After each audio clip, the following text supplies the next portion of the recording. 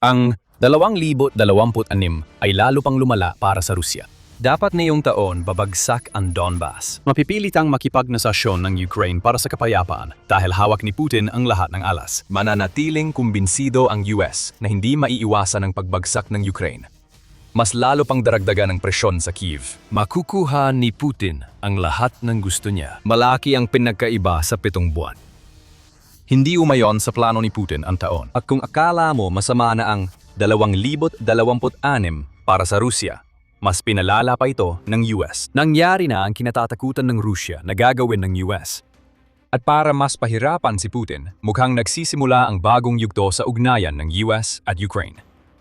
Ilang oras matapos mailibing si Senador Lindsey Graham, nagdaos ng makasaysayang botohan ang Senado ng US sa panukalang batas na ipinangalan kay Graham. Ilang buwan na ang nakalipas, inilunsad ni Graham ang panukalang batas na magbibigay kapangyarihan kay Pangulong Donald Trump ng US na magpataw ng malalaking taripa sa bansang bibili ng langis o produktong enerhiya mula Russia. Naipasa sa ang panukalang batas sa botong 86 laban sa 12. Sa botong iyon, nagawa ng panukala ni Senador Graham ang unang at posibleng pinakamahalagang hakbang para maging realidad. Ito ang pamana ni Graham. Matagal siyang pangunahing tagapagtanggol ng Ukraine sa Senado. Palaging hinihikayat niya si Trump na kumilos pa dahil malaking pinsala ang dulot ng pagpapahintulot sa Russia na kumita ng $bilyong sa langis gamit ang shadow fleet nila sa Ukraine. Ngayon, wala pang isang buwan matapos siyang pumanaw dahil sa pagputok ng ayorta sa edad na 71. Ang panukalang batas ni Graham ay isang hakbang na lang palapit sa pagiging batas at ibig sabihin nito, ang napakasamang taon para sa Russia ay lalo pang lumala at naging mas nakakapanghina ng loob. Sandali, ano bang sinasabi natin? Walang kaluluwa si Putin. Bago talakayin ang ginagawa at kahalagahan ng panukalang batas, may isang mahalagang dapat tandaan dito. Sinabi naming unang hakbang lang ang pag-apruba ng Senado. Marami pang kasunod. Ayon sa Euromaidan Press, simboliko lang ang paunang botong ito. Aalis ang Senado sa Washington sa Agosto 7 at babalik pagkalipas ng isang buwan. Kailangan pa ng ilang boto sa Senado at apruba ng kapulungan ng mga kinatawan bago maipasa ang panukalang batas na hindi rin magaganap hanggang Agosto 31. Naipasa na ng kapulungan ang panukalang batas na kahalintulad ng naaprubahan sa unang yugto sa Senado. Iyan ay may mabuti at masamang balita. Maganda dahil malinaw na gustong parusahan ng kapulungan ang Rusya. Sa kabilang banda, posibleng maantala dahil kailangang pagsamahin ang dalawang bersyon ng panukalang batas. Hindi pa agad ipapataw ang mga taripa, pero mukhang hindi na ito maiiwasan ngayon. Ayon sa Politico, may 62 co-sponsor na ang panukalang batas ni Graham at malawak ang inaasahan na ito ay papasa sa botohan sa mataas na kapulungan na paparating pa lang. Pagkatapos nito, dadalhin ang panukalang batas sa kapulungan ng mga kinatawan, kung saan malamang na may bersyon nito na papasa. Lalo pang gumugulo ng kaunti ang sitwasyon dahil tila may kalituhan din sa lawak ng mga taripang papayagan ng panukalang batas na ipataw ni Trump laban sa Russia. Ayon sa Euromaidan Press, sa pagpasa ng panukalang batas sa paunang botohan, papayagan si Trump magpatupad ng taripang hanggang 500%. Ipinapakita nitong naipasa ang panukalang batas sa orihinal na anyo ni Graham at Senador Richard Blumenthal. Nagbigay pa ng detalye ang The Guardian na sinipi si demokratang si Peter Welch ng Vermont na nagsabi ipinapataw nito ang hanggang 100% taripa ayon sa desisyon ng ehekutibo sa 5 pinakamalalaking bumibili ng langis at gas mula Russia. Pangalawa, binibigyang daan nito ang ehekutibo na magpataw ng 100% taripa sa 5 bansang tumutulong umiwas sa parusa sa langis ng Russia. Hindi lang bumibili, apektado rin ang tagapamagitan. Medyo nakakalito ito, pero nilinaw ng isang ulat ng United 1924 Media noong Hulyo 28 na parehong tama ang 500% at 100% na mga bilang. Ano? Pinapayagan ng panukala ni Graham si Trump na magtakda ng panimulang 500% taripa sa lahat ng inaangkat mula Russia papuntang Estados Unidos. Kasama ang 100% taripa sa 5 pinakamalaking bumibili ng langis ng Russia na binanggit ni Welch. Kaya ito ay isang panukalang batas na may dobleng banta. Kailangang magbayad ng mas mahalang Russia para sa produkto nitong ipapadala sa US. Ngunit simboliko lang ito dahil 3.8 bilyon lang ang pag-aangkat ng US mula Russia noong 2025. Gayunpaman, malaking dagok kay Putin ang 500% na taripa habang sinusubukan niyang ayusin ang ugnayang kalakalan sa US. 100% na taripa ang ipapataw sa mga bansang bumibili ng langis sa Russia. At dahil diyan, si Putin ay tinamaan ng isang napakalakas na suntok na siguradong mapapansin niya na hindi kakampi ng Russia ang US.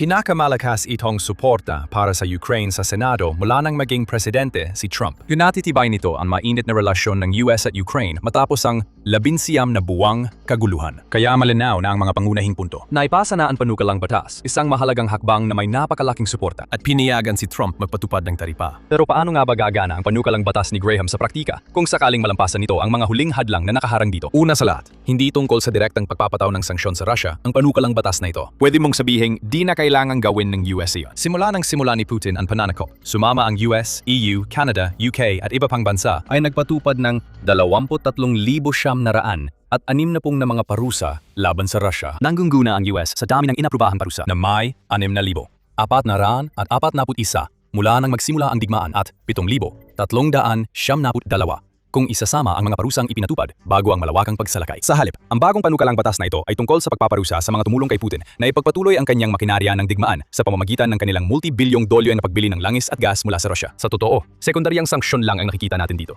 Ginagamit ng US ang ganitong parusa para parusahan ng Russia sa pamamagitan ng taripa sa mga bansang direktang nakikipagnegosyo sa Russia.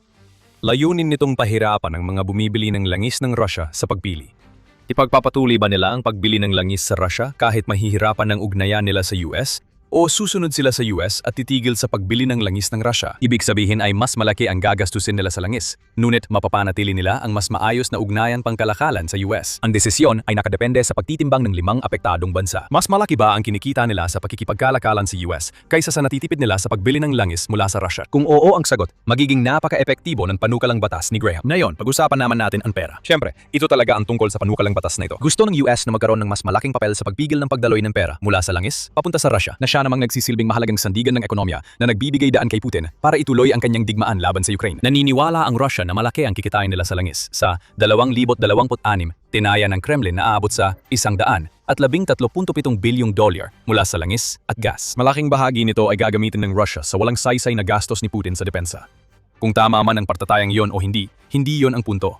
Ang layunin ng US ay paliitin sa ilang bilyon na lang, mula mahigit 100 bilyon ang kinikita ng Russia mula sa maliliit nitong customer. Magpapatupad ang Amerika ng hanggang 100% taripa sa 5 pinakamalalaking mamimili. Ayon sa Center for Research on Energy and Clean Air, ang 5 pinakamalalaking mamimili ngayon ay ang China, India, Turkey, European Union at Myanmar. Kung krudong langis lang ang pinag-uusapan natin. Kung isasama ang mga produktong petrolyo tulad ng fuel sa panukalang batas ni Graham, kasama rin dito ang Brazil, Singapore at Saudi Arabia. May hamon na lumilitaw. Ilan sa mga bansang ito ay kaalyado ng US, Ukraine o pareho. Ang Turkey ay miyembro ng NATO. Ang Saudi Arabia ay may kasunduang depensa sa US at Ukraine. At karamihan sa EU ay taga-suporta ng Ukraine at kaalyado ng Amerika. Kung tutuparin ng US ang panukalang batas na ito, mapaparusahan ang ilang kaalyado nito. Samantala, binabawasan ng EU ang pag-angkat ng langis mula Russia. Tinatarget ng panukalang batas na ito ang 2 malalaking mamimili, China at India. Sa kabuuan, 86% ng benta ng krudong langis ng Russia noong Hunyo ay galing sa 2 bansang yon. Kung ipapasa ang panukalang batas ni Graham, parehong haharap na yon ang 2 bansa sa mahirap na pagpipilian na nabanggit natin. Tumataya ang US na hindi magiging mahirap ang pagpili. Umabot sa $103 bilyon at 800 milyon ang pag-aangkat ng produkto mula India sa US noong 2025 ayon sa US Trade Representative. Mas mataas pa ang kita ng China sa pag-aangkat, umabot ito sa $308.4 na bilyong dolyar noong 2025. Mapapansin mong mas mababa ang tinatayang kita ng Russia sa langis at gas sa buong taon kaysa kita ng China sa export papuntang US at 10 bilyong dolyar. Langang lamang kumpara sa kinikita ng India. Sa madaling salita, pagdating sa pagtitipid sa murang langis kumpara sa mahal na kalakalan sa US, laging panalo ang huli para sa kanilang dalawa. Iyan ang tinataya ng US sa bagong panukalang batas. Umaasa na ang Ukraine na magbunga ito. Nagpapanik si Putin. Naipit ang Rusya dahil sa hakbang na ikinagulat ng marami sa Ukraine. Mas lalala pa ang 2026 para sa Rusya kaysa inaasahan kahit masama na ito simula pa lang. Pero ang talagang ikinababahala ni Putin ay ang nakikita niya sa panukalang batas na ito ay isang bagong simula sa relasyon ng US at Ukraine. Hindi basta na lang nangyari ang pagpasa ng panukala ni Graham. Ito ay pinakabagong palatandaan na ang Ukraine at ang US ay lalong nagsasanipwersa upang pabagsakin ang Rusya. Bago tayo magpatuloy, ito ang Military Show. Kung hindi ka pa subscribed, pindutin na ang button at i-enable ang notifications. Nandito ka na ulit sa amin? Mabuti. Tingnan natin ang Estados Unidos at Ukraine. Ang pagpasa ng panukala ni Graham ay nangyari halos kasabay ng pagbisita ni Pangulong Volodymyr Zelensky ng Ukraine sa White House para makipagpulong kay Donald Trump. Ang litrato ng dalawang leader na nakangiti sa pagpupulong ay nagpapakitang nagbago na ang samahan nila kumpara noong nakaraang taon. Ang mga ngiti ngayon ay parang mga punyal na tumatarak sa puso ni Putin. Pati na rin ang mga sumunod na pahayag ni Zelensky pagkatapos ng pagpupulong. Hinalakay namin ng Panggulo ang mga lisensya para sa produksyon ng Patriot Interceptor at ilang iba pang mga ideya na maaaring makatulong. Pinag-usapan din namin ang diplomasya. Mahalagang buhayin muli ang prosesong diplomatiko, sabi ni Zelensky sa X. Binanggit ang Patriot Interceptors matapos aprubahan ni Trump ang paglilisensya ng teknolohiyang Patriot sa Ukraine na nagbibigay daan sa Ukraine na gumawa ng sarili nitong maaring pinakamahalagang sandata na meron sila sa kanilang arsenal. Umusad ang produksyon ng Patriot sa Ukraine. Ayon sa Kiev Post, nakipagkita si Zelensky sa mga taga-Lockheed Martin sa kanyang pagbisita.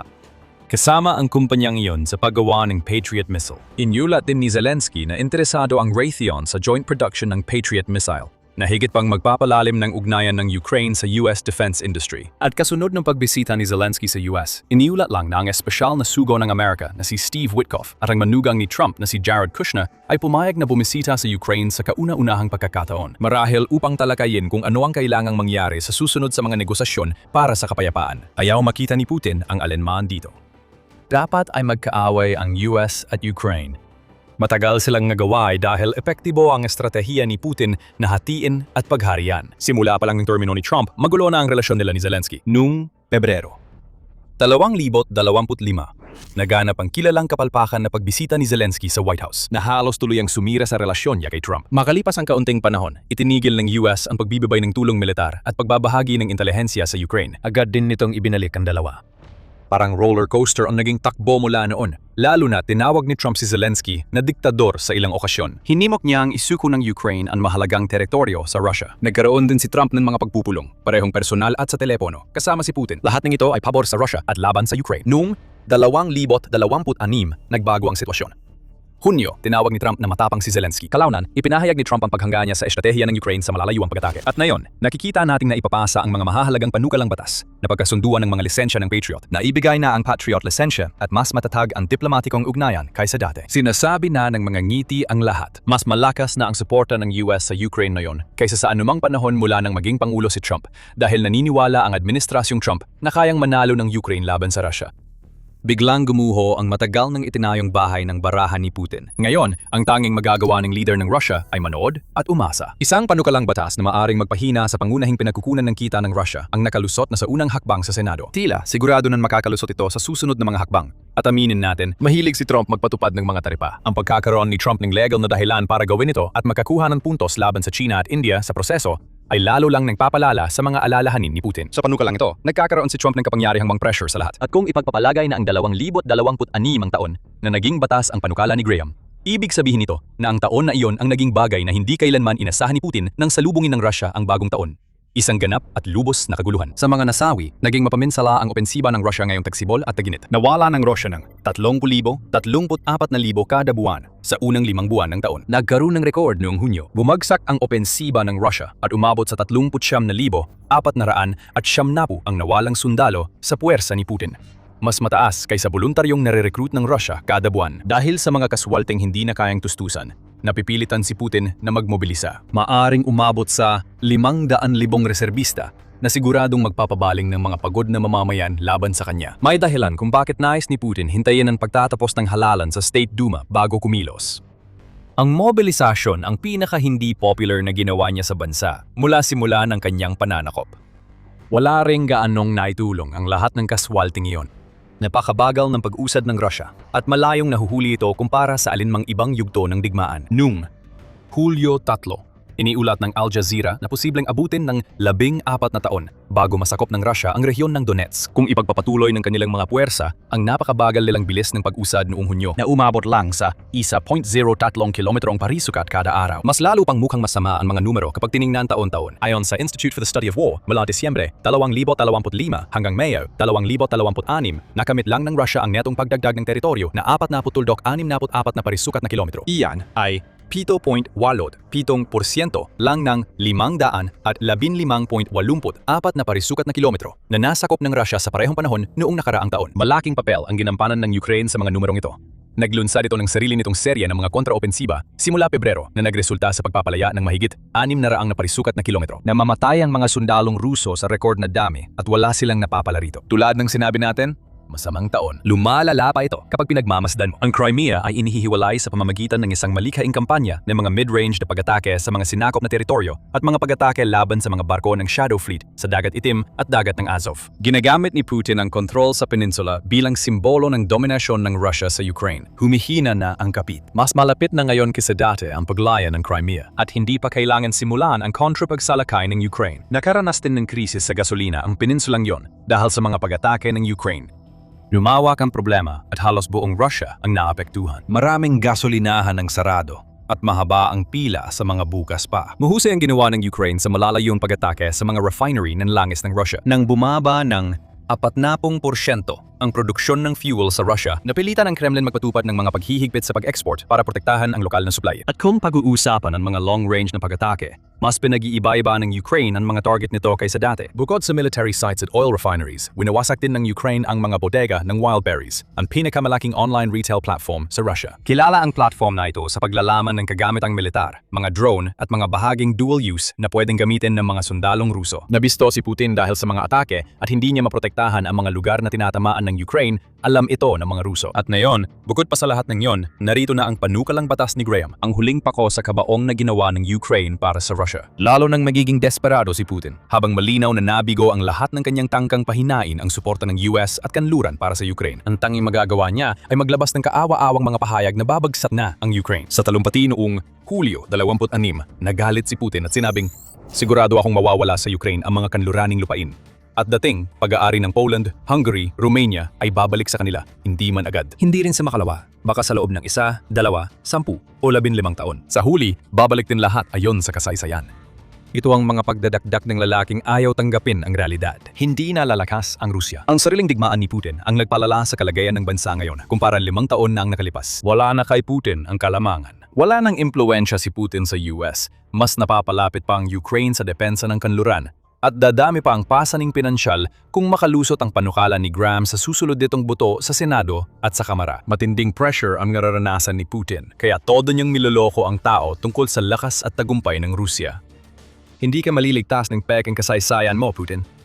Nangyayay na ang lahat ng kinatatakutan mong gawin ng US at malaki na ang hakbang ng Ukraine para tapusin ang pananakop mo. Sa 3 taon ng digmaan, ang FPV drone ang naging pangunahing pagbabago. Ang quadcopter na nagkakahalaga ng $500 ay ginawang isa ng Ukraine sa pinakakinatatakutang sandata sa larangan ng labanan. At bawat pangunahing militar sa mundo ay gumugol ng 2 taon para makahabol. Pero ang Estados Unidos ay hindi lang nanonood. Nagsimula itong aktibon mag-angkat kabilang ang mga taktika at doktrina, ang manufacturing playbook. At minsan, pati mga kumpanya ng drone at mga taong lumika ng ganitong estilo ng digmaan sa trensera ng Donbas. Pero kung lalaliman pa natin ang pagsusuri, hindi lang kinokopya ng Estados Unidos ang ginawa ng Ukraine, kundi kinukuha pa ang matalinong ideya nito at pinapaganda pa. Simulan natin sa pinagmulan nito. Dahil hindi natin mauunawaan ang kilos ng US na yon kung hindi natin alam ang mga napilitan munang imbentuhin ng Ukraine. Noong tumawid ang Russia sa hangganan noong 2022, hulang ang Ukraine sa imbakan ng artilyerya, air force at armored formasyon para pantayan ang Russia. Ang meron ng Ukraine ay isang desperado, desentralisado at sobrang malikhaing kultura ng teknolohiya ng mga sibilyan at isang agarang pangangailangan na takutin ang mga sundalong Ruso para matakot silang gumalaw. Ang sagot ay first-person view o FPV drones, yung klase na ginagamit ng mga hobbyist sa karera sa mga obstacle course sa bakuran para sa kasiyahan o ginagamit para kumuha ng mga larawan sa kasal. Kapag nilagyan mo ng warhead ang quadcopter at pina-operate ito ng sundalo mula sa trench ilang kilometro sa likuran, gamit ang video goggles, magkakaroon ka ng murang precision-guided munition kumpara sa karamihan ng ibang armas. Ang sandatang yon ay kayang maghanap at makasira ng tangke kahit tago sa puno. Ang ekonomiya ng digmaang pinangungunahan ng mga drone ay direktang nakaapekto sa mga usapan sa Pentagon. Pagsapit ng Abril 2025, may ilang pagtataya na nagsasabing ang mga drone ang responsable sa 80% ng mga pagkawala ng Russia. Sa ilang bahagi ng front, umaabot pa raw sa 70% ang bilang na yan. 9 sa bawat 10 nawalang sasakyan ay dahil sa mga drone. Wala nang mapagtataguan sa modernong digmaan. Bawat kalsada, bawat hanay ng mga puno, at bawat lugar ng tipunan ay binabantayan ng isang bagay na maliit, mura, at armado. Hindi lang Ukraine ang may tuloy-tuloy na drone supply. Nakaangkop na ang Russia at umunlad pa sa drone warfare. Ang mga Russian FPV at kamikaze drones ay nagpapabagsak ng Western tanks, lalo na ang Leopard 2A6. May hahambing ito sa M1 Abrams ng Amerika. Sa unang taon ng digmaan, ang pagkawala ng mga tangke ng Ukraine gaya ng Leopard ay kadalasang dahil sa drone warfare. Ipinapahiwatig nito na wala sa dalawang panig ang tunay na ligtas sa posibilidad na masira ang ilan sa kanilang pinakamalalakas na estruktura o sandata ng murang at madaling palitan na mga drone. Ngunit hindi tumigil ang Ukraine sa pag-iimprovisa ng mga drone sa garahe. Nabuo ang isang industrial at burokratikong ekosistema sa ideyang ito na maaring mas mahalaga pa kaysa sa mismo mga drone na iniluluwas. Ang Ministry for Digital Transformation ng Ukraine ay nagpapatakbo ng isang plataforma na tinatawag na Brave One, na parang isang digital marketplace kung saan maaring mag-browse ang mga kumander sa frontline ng daan-daang modelo ng drone at umorder ng kagamitan na parang umorder ka lang sa Amazon na maaring maihatid sa loob lamang ng isang linggo. Dinodokumento ng drone units ng Ukraine ang kanilang pag-atake gamit ang kamera, kumikita ng puntos batay sa halaga ng nasisira nila, at ipinagpapalit ang puntos para sa mas advanced na drone sa marketplace. Mas mabilis maayos ang mga nasirang unit sa frontline workshop sa ilang oras kumpara sa linggo kung dadaan sa tradisyonal na military supply chain. Pagkatapos, dumating ang pag-ataking nag-udyok sa buong mundo na seryosohin ang drone program ng Ukraine bilang estratehikong sandata, hindi lang bilang istorbo sa labanan. Noong Hunyo 2025, nagpuslit ang Ukraine ng isang grupo ng murang FPV drones papasok sa loob ng teritoryo ng Russia na itinago sa loob ng bubong ng mga civilian cargo container. Inilunsad ito ng malayuan laban sa 5 Russian air bases sa Operasyon Spiderweb. Ayon sa mga opisyal ng Ukraine, gumamit ng hanggang 117 drone at tinamaan ang 41 sasakyang panghimpapawid kasama ang 275 at 22 na strategic bombers. Isa ito sa pinakamahal at mahirap palitan ng military assets ng Russia na may pinsalang tinatayang $7 bilyong. Kahit ano pa ang lawak ng pinsala, malinaw ang mensahe at epekto nito. Ang murang mga drone na yon ay maaring magbanta sa mga strategic assets na libu-libong kilometro ang layo mula sa anumang frontline, nang walang kahit isang manned aircraft na tumatawid ng hangganan. Napilitan ng Russia gumamit ng bagong estratehiya para protektahan ang malalayong base. Minsan nilalagyan pa ng mga gulong ang mga eroplano para di makita sa satellite imagery. Hindi lang Ukraine at Russia ang naglalaban.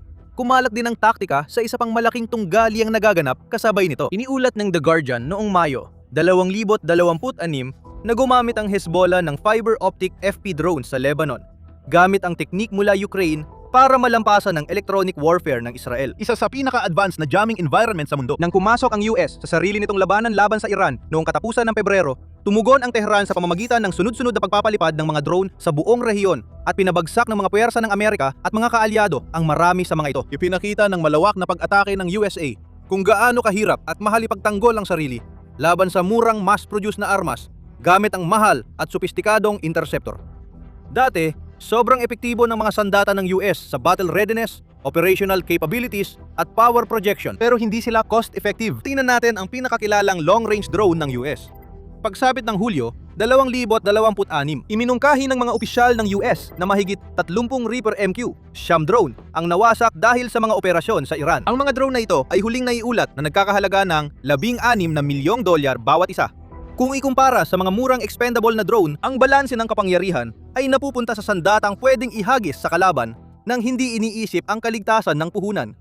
Ito ang pangunahing pagkakaiba sa pagpapatakbo ng US at Ukraine ng kanilang mga digmaan. Paano nga ba biglang binabago ng US ang mga bagay? Simulan natin sa doktrina. Dahil winawasak ng US Army ang matagal na nitong playbook, binigyang diin ni General Randy George sa Kongreso noong 2025 na sobrang bilis ng teknolohiya, kaya hindi na practical umasa sa mga procurement program na inaabot ng maraming taon. Dahil maaaring laos na ito pag nagamit na. Nilagdaan ni kalihim ng digmaan, Pete Hegseth, ang direktiba noong Hulyo 2025 na nag-uutos na bawat Army Squad ay dapat may unmanned systems bago matapos ang 2026 at hindi siya nagpaligoy-ligoy tungkol sa dahilan kung bakit nahuli ang Pentagon sa pagdating dito. Isinulat niya na ang teknolohiya ng drone ang pinakamalaking pag-unlad sa militar sa isang henerasyon. Sa panahong yon, may ilang maliliit na pagbabago na naipatupad na. Noong Enero 2025, ang ikatlong brigada ng Hukbo, ika-10 Mountain Division, ay gumamit ng 144 na experimental na drone sa kanilang training sa Germany. Pinakamadami sa lahat ng unit sa ganitong pagsasanay. Nagtayo ito ng 3 strike company na may tig 80 sundalo para mag-operate sa unahan ng mga batalyon. Binubuo ng scout platoon, mortar platoon at drone platoon na may surveillance drones, loitering munitions at counter-drone systems. Iminungkahi ang paggamit ng Anduril Ghost drones na lumulutang ng mahigit 1 oras at PWC 100 reconnaissance systems at Switchblade 600, loitering, munitions na pareho ang warhead sa Javelin anti-tank missile. Kasabay nito, ang 100 at unang airborne ay nagpapalipad ng mga drone na gawa sa 3D printed na piyesa. May dalang Skydio X, X2D systems sa backpack ang tropa ng ika-10 Mountain Division. Nagsimula rin ang Army ng unang opisyal na drone course sa Fort Rucker, na yon ay Fort Novosel, noong Agosto 2025. Isang 3 linggong programa na may 20 hanggang 25 oras ng pagpapalipad sa simulator na parang video game at practical na pagsasanay gamit ang aktwal na sistema. Mayroon ding pantuturo tungkol sa 3D printing at CAD design. Dahil ang pagpapanatiling lumilipad ng mga ito sa field ay nangangahulugan ng kakayahang gumawa ng mga piyesa agad-agad. Tinawag ni Kapitan Rachel Martin, direktor ng kurso, na simpleng paghahabol lang ito at sinabing nahuhuli ang US sa larangang yon. Kaya agresibo ang pagsubok para mapaliit ang agwat. Iminungkahi ni kalihim ng hubong katihan, Daniel Driscoll, na gawing mas maliit at mas episyente ang mga batalyon at huwag nang umabante ng kasing layo ng dati, dahil ang ipinakitang antas ng kasiksikan ng Ukraine ay nangangahulugan na ang isang tangke na nagkakahalaga ng $10 milyong ay madaling matagpuan at mapatumba ng isang bagay na mas mura pa sa isang second-hand na kotse. Ang Marine Corps ay nagpapatakbo ng mas mabilis pa. At sa totoo lang, mas padiskarteng bersyon ng parehong pagbabago. 3 linggo nag-insayo sa Camp Lejeune ang ika-24 na Marine Expeditionary Unit gamit ang Neros Archer, isang 8 pulgadang quadcopter mula El Segundo, California, na nagkakahalaga ng $2,000 at aprobado ng Blue UAS. Ibig sabihin, walang Chinese na piyesa na karaniwan sa mga komersyal na drone at maaring makaapekto sa supply chain at posibleng sigalot ng US at China. Kahit sa pamamagitan ng proxy, naglaan ang Marine Corps ng kontratang nasa $17 milyon para sa 8,000 Archer drone. Ipinapakita ng 3 linggong masingsing kampo ng pagsasanay kung gaano kalayo pa ang US kumpara sa mga bansang nauna na sa larangang ito. May taon na ng aktwal na labanan ang Russia at Iran para hasain ang kasanayan nila. Sinusubukan ng Marine Corps na paikliin ang learning curve na yon sa loob ng 3 linggo. Dahil ang alternatibo ay magpadala ng mga Marines na walang sagot sa banta na karaniwan ng ginagamit ng bawat kalaban ngayon. Nagkakaproblema dahil walang silbi ang pagsasanay ng Marines at sundalo sa drone kung kulang ang mga drone na ipamamahagi. Layunin ng Department of Defense na maglabas ng 10,000 FPV drone bago matapos ang 2026, habang milyon-milyon ang nagagawa ng China at Russia taon-taon. Malaki ang agwat sa bilang ng mga drone na planong kunin at sa manpower at training para mapalipad ang mga ito. Kahit bigyan mo ng milyon-milyong drone ang Marine Corps bukas, lahat maliban sa ilang libo ay mananatili lang sa estante dahil kulang pa ang mga Marine na may sapat na pagsasanay para paliparin ang mga ito. Tumugon ang Pentagon sa problemang ito sa pamamagitan ng pagbuhos ng pondo sa parehong mga issue ng sabay. Inanunsyo ng Army ang planong kumuha ng hindi bababa sa 1 milyong drone sa loob ng 2 hanggang 3 taon. Natapos na ng Drone Dominance Program ang unang yugto ng pagsusuri. Tinawag na Gauntlet sa Fort Benning noong Pebrero. Layunin nitong mag-deploy ng 340,000 maliliit na attack drone sa iba't ibang combat unit bago matapos ang 2027 at ang FY27 na budget request ng Pentagon ay naglaan ng $75 bilyong para sa mga drone at counter-drone system, kung saan $54.6 bilyong dito ay dadaan sa Defense Autonomous Working Group. Hindi na ito isang pilot program. Sinusubukan na ng Pentagon na bumuo sa loob lamang ng ilang taon. Itinayo ng Ukraine ang drone industrial base sa isang taglamig dahil sa matinding pangangailangan. Mahalaga ang pera, pero may mas mahalagang bagay pa rin ang Ukraine. Bago tayo magpatuloy, siguraduhing nakasubscribe ka sa The Military Show para sa pinakabagong balita tungkol sa digmaan sa Ukraine at mga kaganapan sa geopolitika at militar. Alam ng Ukraine paano gumagana at kung paano gumagana ang mga drone at laban sa aling mga sistema sila pinaka-epektibo. May mga taon ng aktwal na estadistika at video mula sa labanan bilang patunay.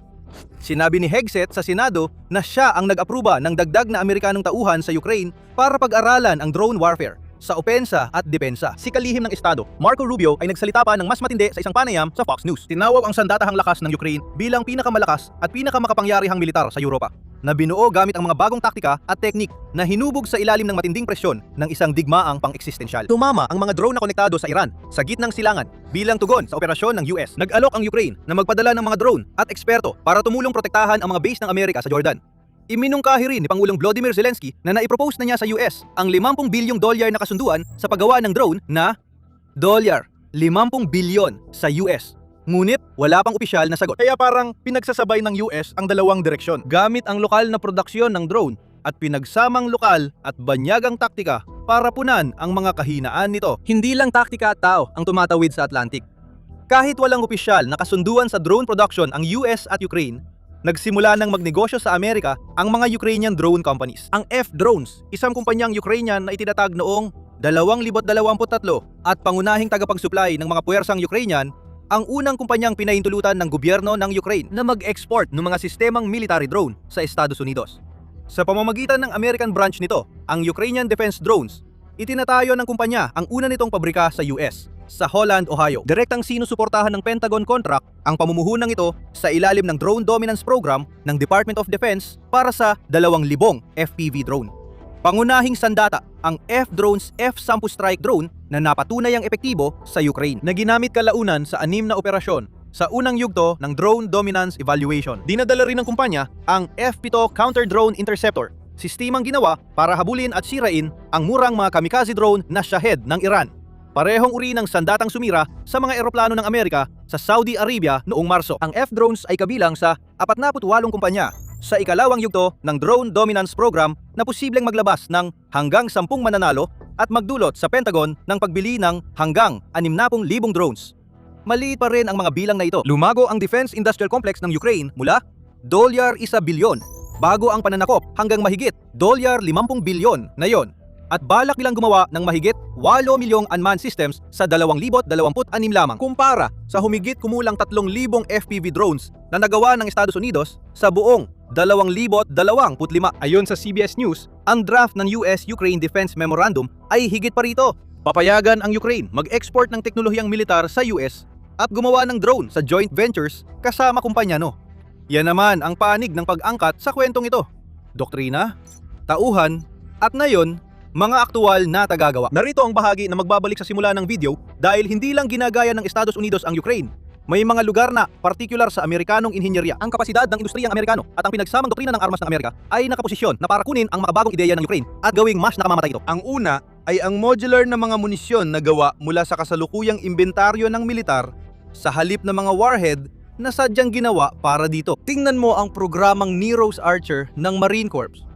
Kadalasan, bawat sandata o munisyon ng militar ay kailangan ng DODIC na nangangailangan ng masusing technical na pagsusuri at dedikadong manufacturer bago magamit ng tropa. Iyang matagal na burokratikong proseso ay wala ng oras ang Ukraine at kilala ang Pentagon na hindi magaling magpabilis nito. Simple lang ang sagot ng Marine Corps gamit ang Archer. Gumamit ng C4 na plastic explosive at karaniwang electronic blasting cap. Parehong may DOD numbers na at nasa inventaryo na ng Amerika. Sa tunilada, ilagay ang C4 sa isang enclosure. Ilagay ang blasting cap sa likod, saka ikabit ito. Maaring anti-personnel fragmentation disc, O-shaped charge, explosively formed penetrator sa harap. Depende sa target, kung infantry o armor. Dahil walang anumang pampasabog ang warhead bago i-assemble, hindi na ito binigyan ng sariling DODIC number at hindi na kailangan pang matutunan ng Marines ang bagong pampasabog dahil sanay na sila sa C4. Ang paraang iyon ang nagbigay daan sa Marine Corps na gawing realidad ang sandatang ito mula sa konseptong nabuo pagkatapos lang ng Pasko noong Enero ng nakaraang taon hanggang sa aktual na paggamit at live fire capability sa Camp Lejeune sa loob ng mahigit 1 taon, mas mabilis kaysa karaniwang tagal ng Army makakuha ng ekstrang sandata. Piyesang nakaback order. Tunay itong Amerikanong solusyon gamit ang lawak at estandardisasyon ng umiiral ng global logistics chain para maiwasan ang procurement bottleneck imbes na higitan sa produksyon ang Russia at China. Bawat unit. Pangalawa, hindi madaling majam gamit ang lumang analog at fiber optic control links. Ang electronic warfare environment ng Ukraine laban sa Russia ay isa sa pinakamasinsin at pinakasophistikado sa buong mundo at natutunan ng magkabilang panig na ang digital control at camera systems kahit mas matalas at eksakto, madali pa ring namamatay kapag na-jam. Kaya analog na camera at control system ang gamit ng Archer platform imbes na digital. Unti-unting humihina kapag nadja-jam. Kaya may kaunting oras pang operator para maiuwi ang drone o tapusin ang strike kahit magulo ang electromagnetic na kondisyon. Ang mga puwersa ng Ukraine at Rusya ay parehong gumagamit ng mga drone na may nakarulyong fiber optic cable para sa parehong dahilan dahil hindi kayang i-jam ang pisikal na wire. At sinusubukan na rin ng mga unit ng Amerika ang parehong fiber optic na pamamaraan. Noong huling bahagi ng 2025, ipinakita ang mga fiber optic na bersyon ng Archer. Kapag pinagsama ang tibay nito sa mas malalim na puhunan ng Amerika sa pananaliksik sa electronic warfare at signals intelligence na nabuo sa loob ng mga dekada ng mas malaking budget sa depensa at pananaliksik kaysa sa naranasan kailanman ng Ukraine o Rusya, may larangan ang US na pwedeng palawakin ang sinimulan ng Ukraine. Hindi lang basta kopyahin. Ikatlo, autonomous guidance na talagang isang artificial intelligence at precision engineering na bentahe na ang Estados Unidos lang ang may natatanging kakayahan na mapakinabangan. Ang mga FPV drone ng Ukraine ay halos lahat mano-manong pinapalipad, na ibig sabihin, ang kanilang bisa ay limitado ng kakayahan ng isang operator na nakatutok sa analog na video feed. Pero ang F-7 Interceptor na ginagawa ngayon ng F-Drone sa Ohio ay nagpapakita kung saan patungo ang susunod na hakbang nito. Sa dulo ng engkwentro, kinokontrol lang ng piloto ang bilis ng drone at ang automatikong paggabay na ang bahala sa iba pa. Sa madaling sabi, pinapayagan nitong lumipad mag-isa ang murang airframe papuntang target ng eksakto. Hindi umaasa sa bilis o tapang ng tao sa gitna ng putukan.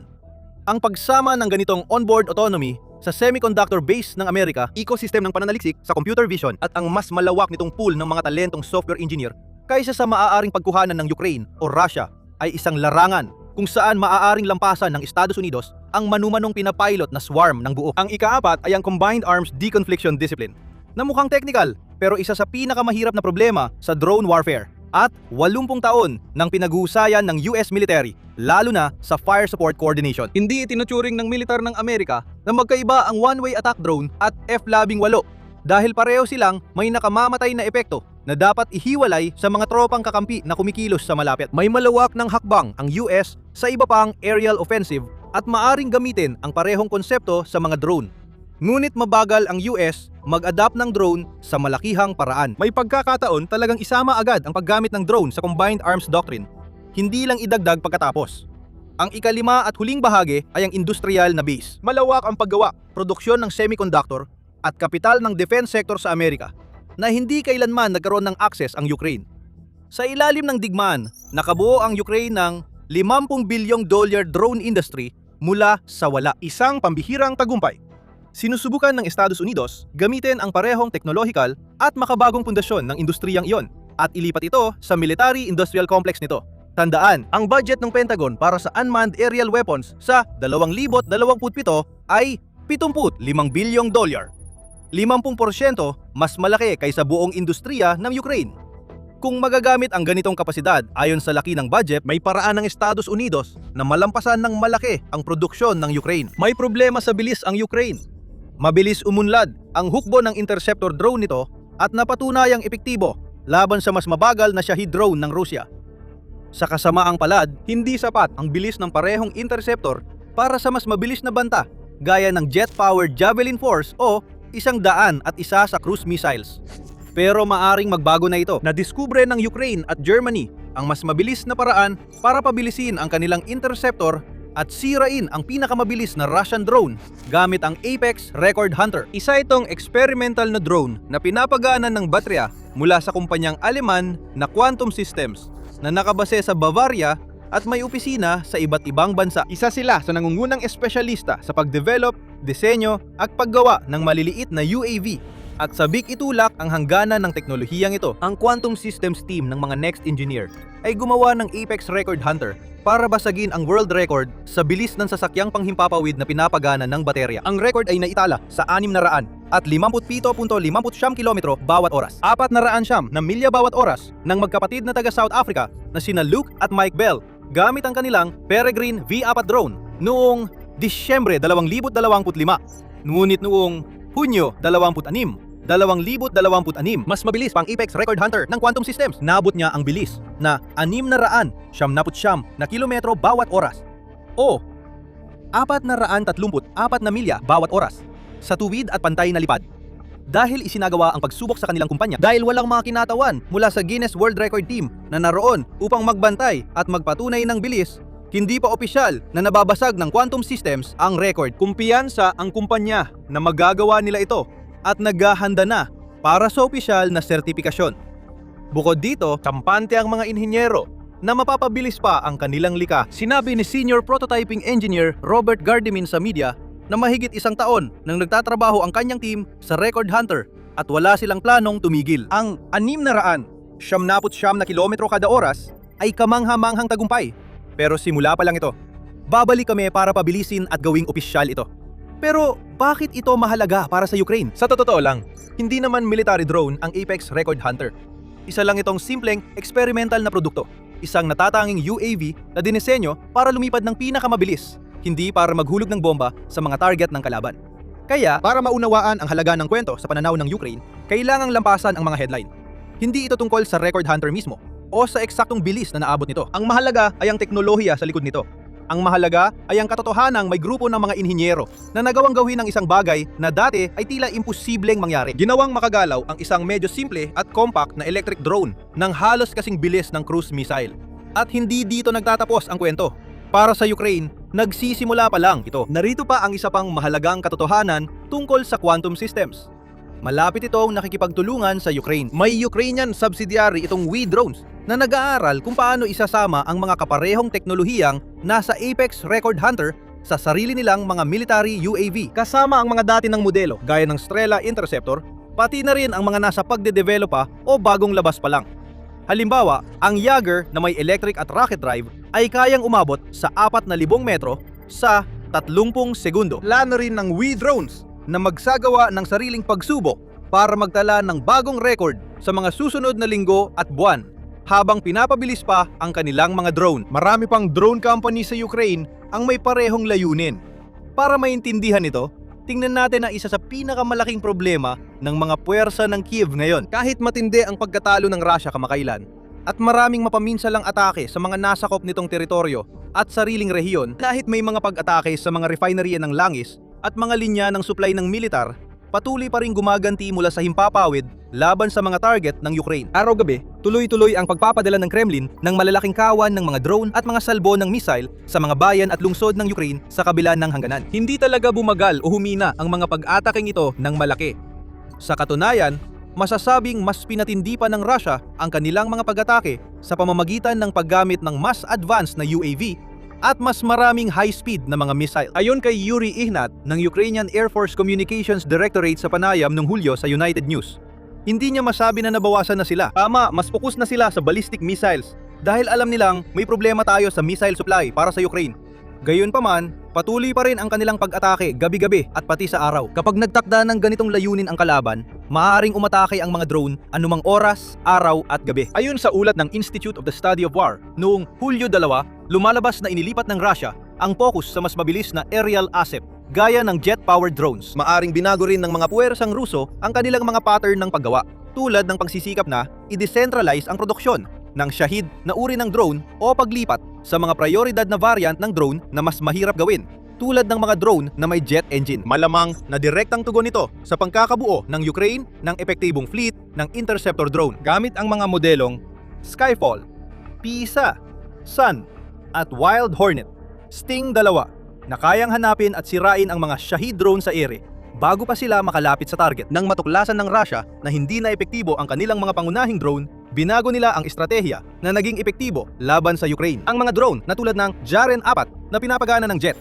ay karaniwang bumibiyahe sa bilis na 300-400 kilometro kada oras, 186, 248 milya kada oras, pero kayang bumilis hanggang 500 kilometro kada oras o 311 milya kada oras kapag kinakailangan dahil sa kanilang mga turbojet engine. Masyadong mabilis yan para kayanin ng maraming Ukrainian interceptor.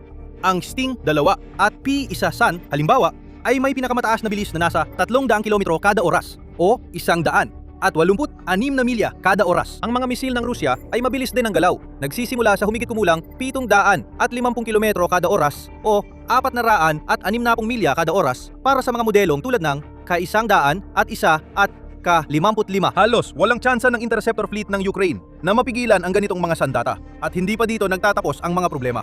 Sa kasamaang palad, napakakaunti lang ng high-speed interceptor missiles na hawak ng mga puwersa ng Kiev para mapawalang saysay ang pinakamabibilis na banta ng Rusya, gaya ng US-made PAC-3 missile na gamit sa Patriot battery. Ayon sa tala, 620 mga missile na ito ang nagawa noong 2025.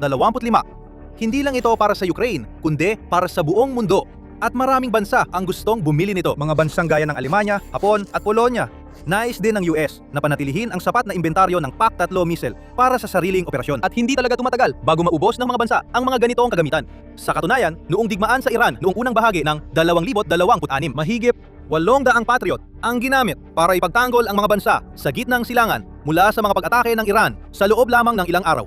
Mas malaki pa ang banta na kinakaharap ng Ukraine at mas matindi ang mga pag-atake na nararanasan nila araw at gabi. Talagang kulang ang Patriot missile sa mundo para sa kanilang depensa. Hindi ito pagmamalabis, kundi totoo, batay sa pagsusuri ng Defense Express. Kahit ipadala pa ng Estados Unidos ang bawat isang PAC-3 missile na ginagawa nila diretso sa Ukraine, hindi pa rin yon sasapat. Heto kung bakit. Ayon sa sariling datos ng intelihensya ng Ukraine, Gumagawa ang Russia ng humigit kumulang 60 Iskander-M ballistic missiles, 40 ballistic missiles para sa kanilang S-300 at S-400 systems, 10 Kinzhal ballistic missiles at hanggang 3 Zircon hypersonic missiles bawat buwan. May 113 banta na kailangan ng Patriot interception para mapigilan. Ngunit ang produksyon ng PAC-3 ay nasa 60 unit lang kada buwan. Hindi ito sapat. Pinapapataas ng Rusya ang produksyon ng jet drone at planong gumawa ng 500 Jarin 4 kada buwan. At kailangan ng Ukraine ng mga Patriot o iba pang high-end interceptor missiles kung gusto nilang mapigilan ito ng matagumpay. At hindi lang ito dahil kakaunti ang mga missile na ito, kundi mahal din. Ang bawat PAC-3 ay nagkakahalaga ng ilang milyong dolyar at ang ibang interceptor ay higit $1 milyong bawat isa.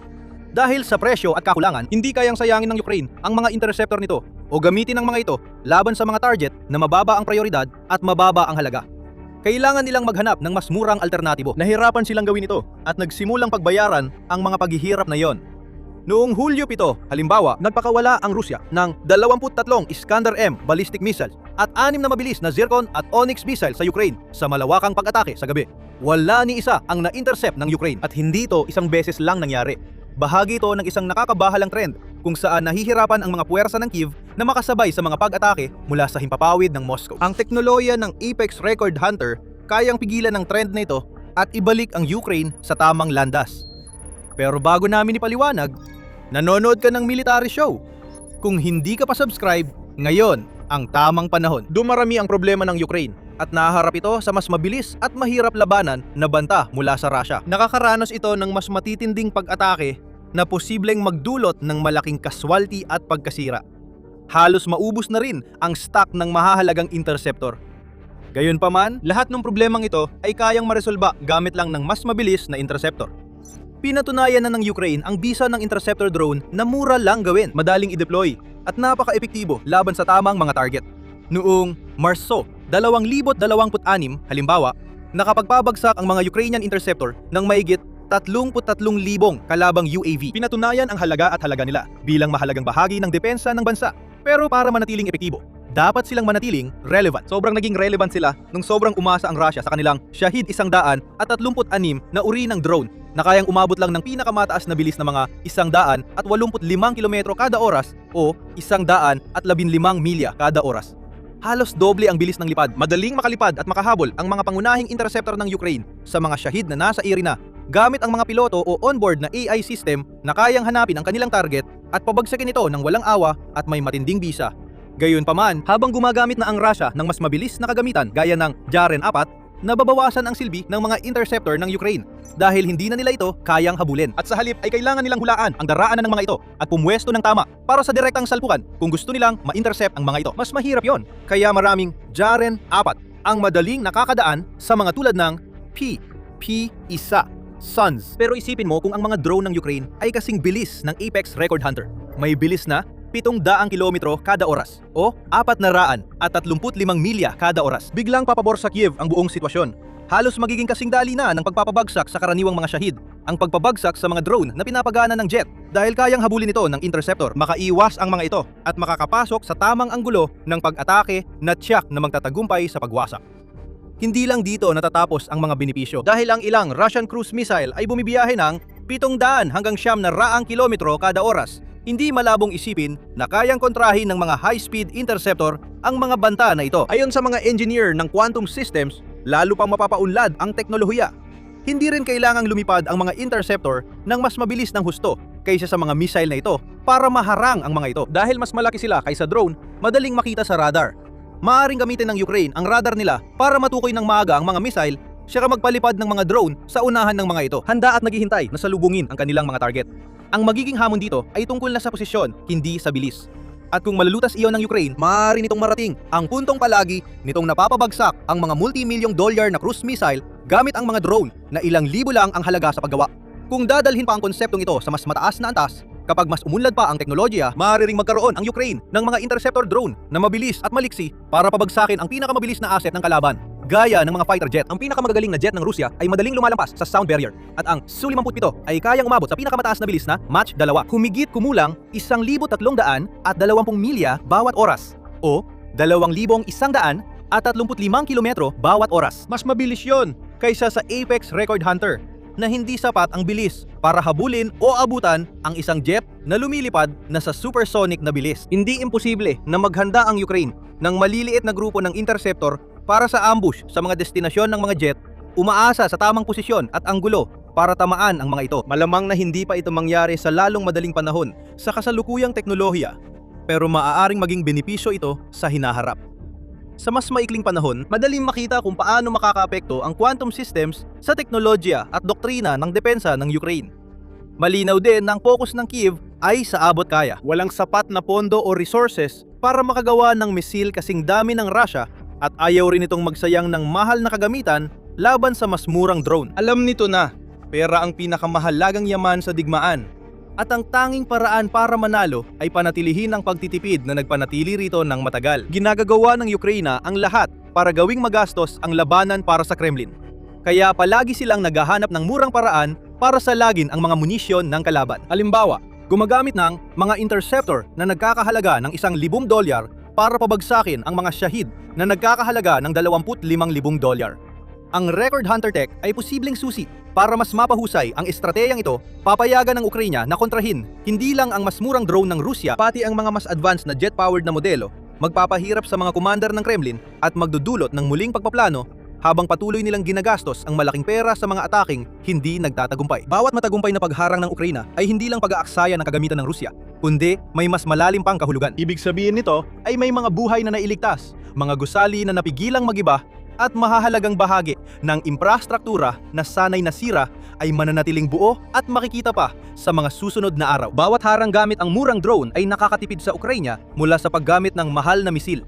Sa kalaunan, nagbubunga ito ng maraming benepisyo. Habang mas ginagamit ng Ukraine ang kanilang mga interceptor, mas marami silang misil na maititira laban sa mga malalaking banta gaya ng ballistic missiles at fighter jet. Sa paglipas ng panahon, maaari nitong bigyan ng kaunting paghinga ang mga puwersa ng Kyiv dahil mapapahaba nila ang buhay at bisa ng kanilang kasalukuyang inventaryo ng mga misil at makakakuha ng oras hanggang dumating ang susunod na batch ng PAC-3 NASAMS o IRIS-TS mula sa kanilang mga kaalyado. Samantala, ang Rusya ay muling maiiwan na may mas lumalaking gastusin na kailangang lutasin. Mas malaki na ang ginagastos nila sa kanilang mga pag-atake sa himpapawid dahil mas pinapaboran na nila ang paggamit ng mga jet, drone at mga misil. Umaasa silang sapat ang mga mamahaling pambubumba para mapuno ang depensa sa himpapawid ng Ukraine, masira ang infrastruktura at maubos ang inventaryo ng misil. Umaasa ang Kremlin na magtatagumpay sila sa digmaan gamit ang taktikang ito.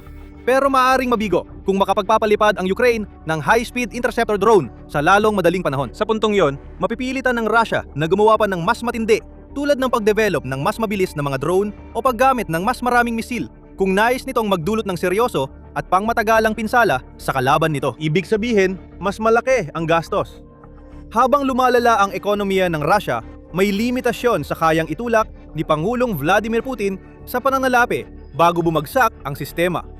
Siyempre, may ilang dapat tandaan dito. Una, ang Record Hunter ay isang experimental na drone lang at hindi dinisenyo para sa gamit militar. Kahit bigyan pa kami bilang mga drone designer ng buong kalayaan na magtrabaho gamit ang modelong ito, kakailanganin pa rin ng oras at pagsisikap sa engineering. Para maisama ang mga guidance system, magsagawa ng mga pagsubok sa payload, lagyan nito ng electronic warfare countermeasures, communication systems, at iba pang kailangang pagbabago para gawing gumaganang sandata ang Apex Record Hunter mula demonstrative prototype. Mas mahirap ang totoong labanan kaysa sa kontroladong test flight. Kaya maaring matuklasan ng design team na unti-unting nawawala ang bilis at liksi ng Record Hunter habang sinisimulan nilang gawin ang mga military modifications. Sa madaling salita, hindi pwedeng basta na lang lagyan ng mga warhead ang mga high-speed interceptor na ito at agad simulan ng Ukraine ang mass production. Kailangan pa rin ng panahon, pero may teknolohiya na at iyon ang mahalaga. Ang pagbabasag ng speed record ang unang hamon. Susunod, kailangang dalhin ang bilis na iyon sa labanan at nasa mga kuponan ng eksperto ng quantum systems at WE-drones ang pagpapatupad nito. Kung magtagumpay sila, hindi sobra kung sabihing kaya nilang baguhin ang digmaan, palakasin ng Ukraine laban sa drone attacks at tulungan ng bansa na mapanatili ang mahalagang kagamitan at magdagdag ng bagong antas sa natatanging air defense ng Kiev. Napakahalaga ng mga drone sa digmaan sa Ukraine. Matagal nang malinaw ito sa isang digmaang, lalo nang nahuhubog ng kung aling bansa ang nakakalika ng pinakamahusay na teknolohiya sa drone. Dati, mas marami ang Russia pero hindi na yon. Wala rin silang naging lamang sa teknolohiya. Laging innovator ang Ukraine. Ngayon, matapos ang 4.5 taon ng labanan, malinaw na may master at talunan sa drone war. Russia ang talunan. At kung may alinlangan ka pa tungkol doon o kahit paano iniisip mo pa rin na nananalo ang Russia sa digmaan ng drone, panuurin mo na lang kung ano ang ginagawa ng Ukraine sa kanila. Noong Hulyo 19, isang kawili-wiling video ang lumitaw sa X. Ibinahagi ni Jay sa Kiev. Ipinapakita ng video ang kakaibang pagbabago sa drone warfare ng Ukraine na hindi inaasahan. Maaring hindi rin ito agad mapansin sa unang panonood. Nakikita natin ang isang drone ng Ukraine na may dalang isang bagay sa dulo ng mahabang kawad. Bomba kaya ito? Isang pakete ng supply? Wala sa mga iyon ang magpapabago ng takbo ng digmaan. Kahit kakaibang makita ang ganitong bagay na nakasabit sa ilalim ng drone, hindi pa rin ito ang sagot. Ang nakasabit ay isang ground robot ng Ukraine o UGV na ititinaas sa ere ng drone ng Ukraine at inilipat. Marahil papunta sa kung saan man ito kailangan ng Ukraine para magsagawa ng pag-atake o tumulong sa mga gawaing logistical. Sa loob lamang ng 8 segundo ng video, nasaksihan natin ang tunay na galing ng mga Ukrainian sa kanilang ginagawa. Isang malaking bomber drone ang nag-angat ng tinatawag ng Euromaidan Press na eksplosibong ground robot. Malaki ang implikasyon nito dahil ang mga bomber drone ay nagbabagsak ng bomba sa mga posisyon ng Russia. Iba ang eksplosibong UGV dahil kaya nilang maghatid ng lakas na kapantay o higit pa sa karaniwang bombang ibinabagsak. Ngunit iba ang paraan ng paggamit nila. Ang isang UGV ay maaring ibaba sa lupa at pagkatapos ay gabayan papunta sa napiling target. Ang dating bombang tumatama lang sa ibabaw ng Russian bunker ay napalitan ng kamikaze UGV na pumapasok at sumasabog mismo sa loob ng bunker. At ito ang ayaw pag-isipan ng mga commander ni Putin habang sinusubukan nilang mag-isip ng mga bagong paraan para sabihing nananalo ang Russia sa digmaang ito. Kung nagawa ng Ukraine ang ganitong operasyon gamit ang UGV ng isang beses, kaya nila itong ulitin ng paulit-ulit. Malapit na ang tanawin ng mga eksplosibong UGV na dinadala sa ibabaw ng larangan ng digmaan na sinasabayan ng mga FPV drone na tututok sa sinumang Russian na lalabas mula sa kublihan para pabagsakin ng UGV ay magiging karaniwan na sa buong Ukraine. Kahit di natin na lamang kinahinatnan ng UGV sa video, dahil isa itong sumasabog na ground robot, mahuhulaan natin ang posibleng mangyari pagkatapos. Nabutas at nawasak ang target na Russian. Ginamit na rin ng Ukraine ang UGV bilang panlaban dati at hindi rin ito palaging palihim. Noong Enyero, nilagyan ng mga sundalo mula sa 2nd Army Corps ang UGV ng 12 mina na inihatid ng UGV sa 20 kilometro bago pasabugin ang Russian bunker. Mas sopistikado na ngayon ang UGV operations sa labanan. Noong Abril, ginamit ng Ukraine ang ground robots para sakupin ang Russian position na pinuri ni Pangulong Volodymyr Zelensky bilang unang ganitong operasyon sa mundo. Noong Hulyo, nakagawa ang Ukraine ng isa pang kauna-unahan sa mundo, ang maritime drone para maghatid ng UGV sa Kinburn Spit. Dahil dito, nagpaputok ang UGV sa posisyon ng Russia. Noong Hulyo 17, iniulat ng Forbes na sakop na naman ng Ukraine ang isa pang lugar ng paglusot ng Russia gamit ang kombinasyon ng mga drone at robot para puksain ang grupong Ruso malapit sa Dobroypilya. Maraming posibilidad ang labanan gamit ang drone strategy ang Ukraine. Isipin ang maliit na fleet ng UAV na may dalang robot para sa iba't ibang gamit. Unang ibinababa ang mga kamikaze UGV. Sinusuportahan ng mga FPV drone. Gumugulong sila sa posisyon ng Ruso at sumasabog. Sa likod nila ay may iba pang combat UGVs na may dalang mabibigat na machine gun na nagpapaputok sa mga wasak na posisyon at nagpapalabas ng mga mensahe mula sa mga loudspeaker na nagsasabing kailangan ng sumuko o mamatay ang mga mananakop. Kung kinakailangan, maaaring ipadala ang ibang ground robot na may supply sa gitna ng labanan para suportahan ang mga tropang Ukrainiano. Posible ito dahil natutunan na ng Ukraine i-airlift ang kanilang UGV. Tunay na kausayan at ginawang sining ang drone warfare. Gayunpaman, maliit lang ang nakikita natin sa tunay na realidad na matagal nang hinaharap ng Russia.